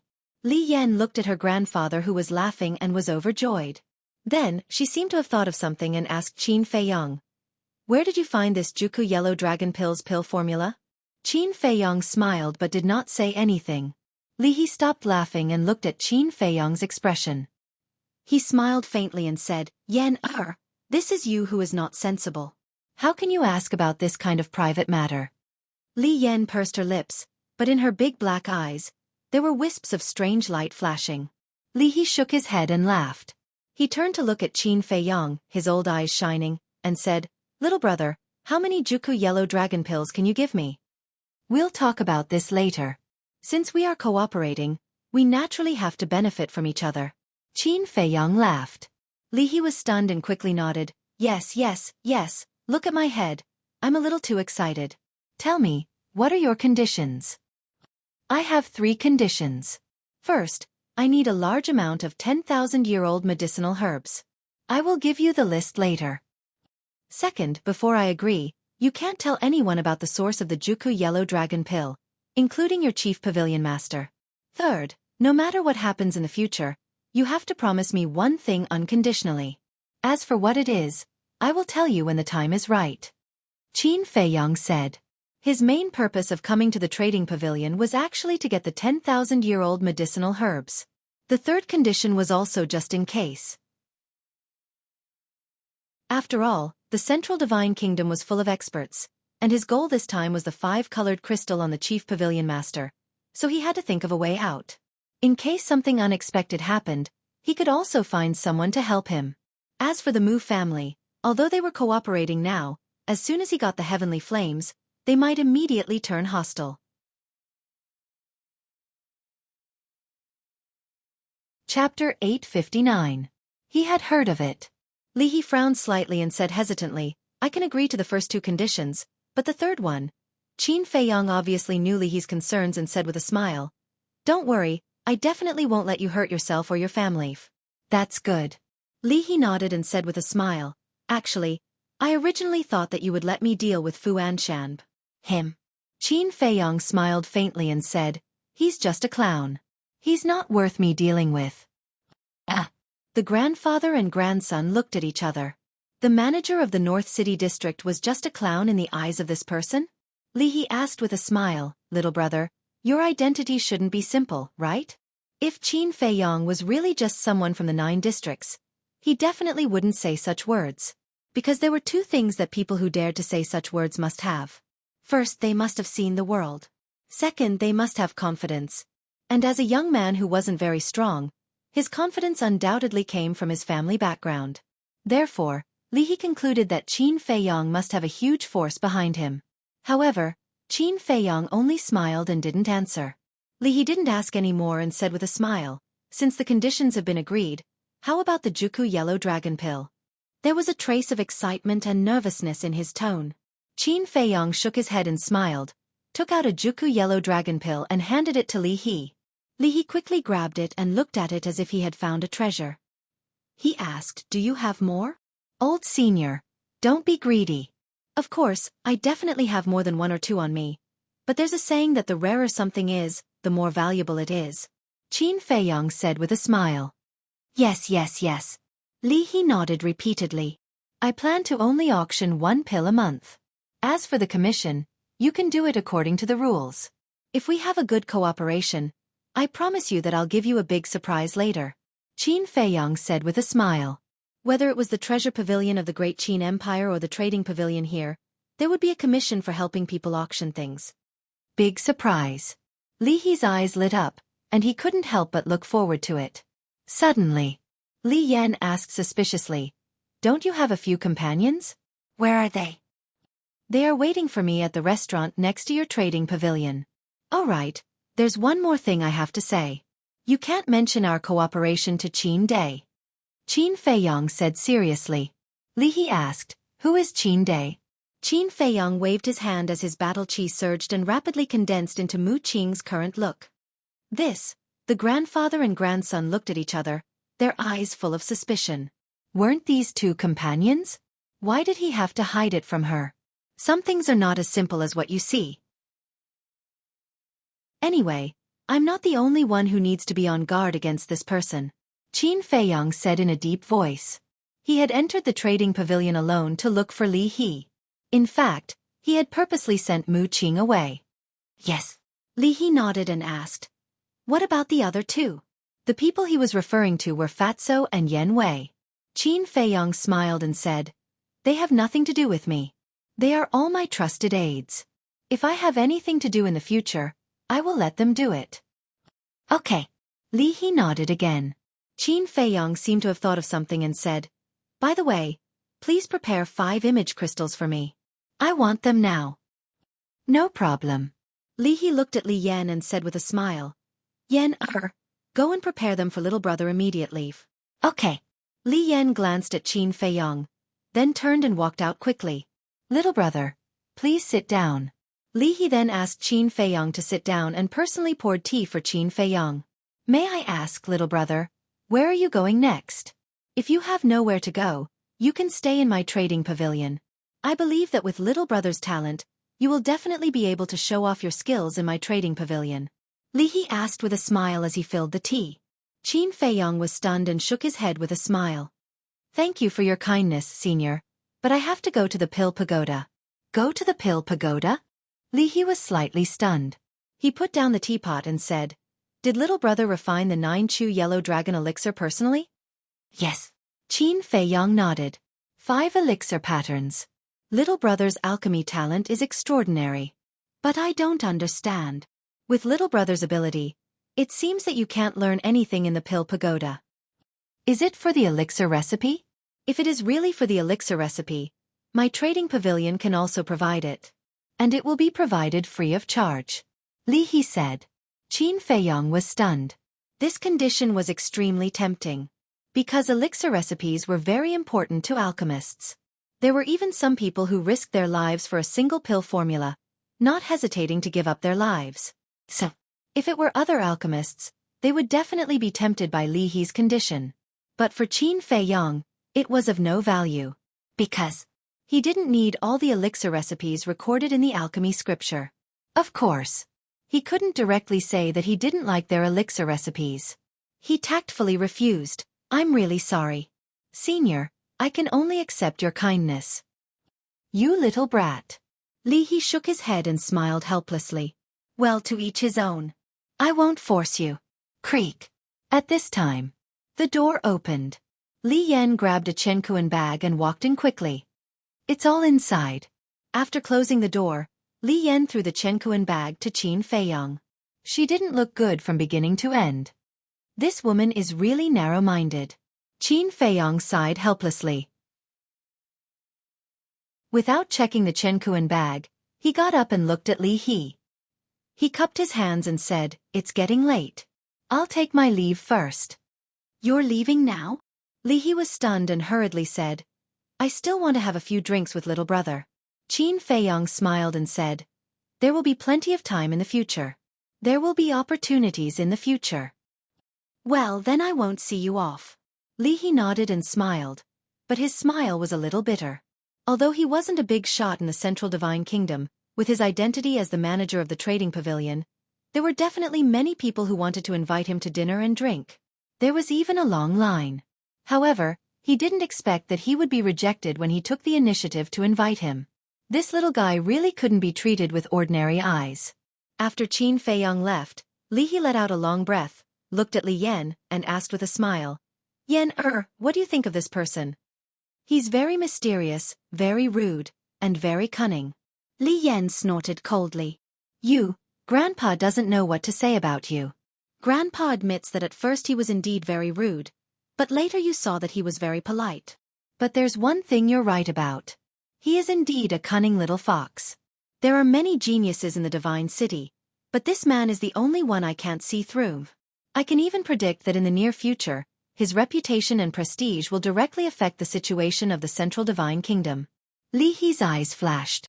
Affect the situation of the Central Divine Kingdom? Grandpa, are you exaggerating? Just by him? Li Yan said disdainfully. Yes, just by him. Li He nodded. Li Yan's eyes were full of surprise. This was the first time she saw her grandpa praise someone so much. She asked, "Then where is he going now?" "The Pill Pagoda," Li He said. "The Pill Pagoda." Li Yan didn't say anything, and her eyes flashed with an inexplicable light. Back to Qin Feiyang. After leaving the trading pavilion, he went directly to the restaurant next door to meet up with Fatso and the other two. After meeting up, Qin Feiyang briefly explained and then set off for the Pill Pagoda with Mu Qing. Chapter 860. The Central Area. Pill Pagoda Square. This Pill Pagoda Square was the place where Qin Feiyang and the other three first appeared. At this moment, it was afternoon. There were more young people dating in the square. And as soon as Qin Feiyang and Mu Qing entered the square, these young people all looked at them. Gua Ming's matter had already spread to the Pill Pagoda. So, now, all the disciples in the Pill Pagoda basically knew that Qin Feiyang had Lu Xingfeng's oracle token. Everyone was very curious. What was the relationship between Qin Feiyang and Lu Xingfeng? And next to the teleportation altar, the old man in black was still sitting there like a stone statue, without any aura. "Senior, we are here to report." Qin Feiyang and Mu Qing stood in front of the old man in black and bowed. As for the surrounding gazes, the two directly ignored them. "Go to the examination hall above."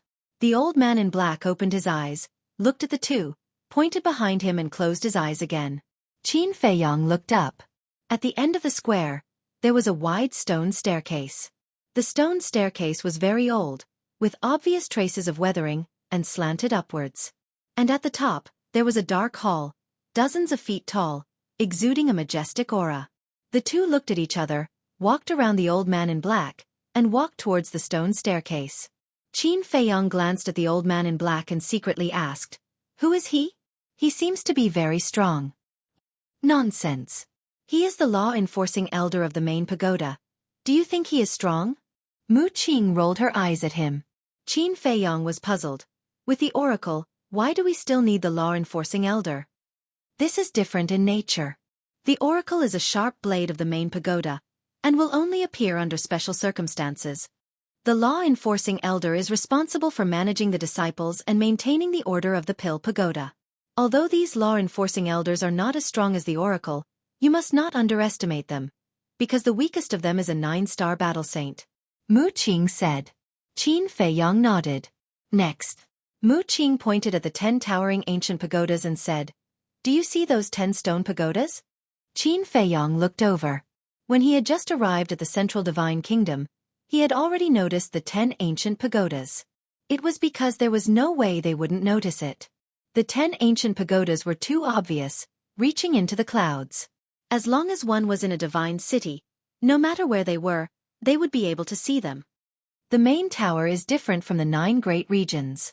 There are no restrictions here. You can take the test at any time. Furthermore, the main tower will not only nurture alchemists, but also accept pure martial artists. That's why there are so many disciples here. As for those 10 stone towers, they were specially prepared for alchemists. They are the first pagoda, second pagoda, third pagoda, and even the 10th pagoda. Mu Qing explained secretly.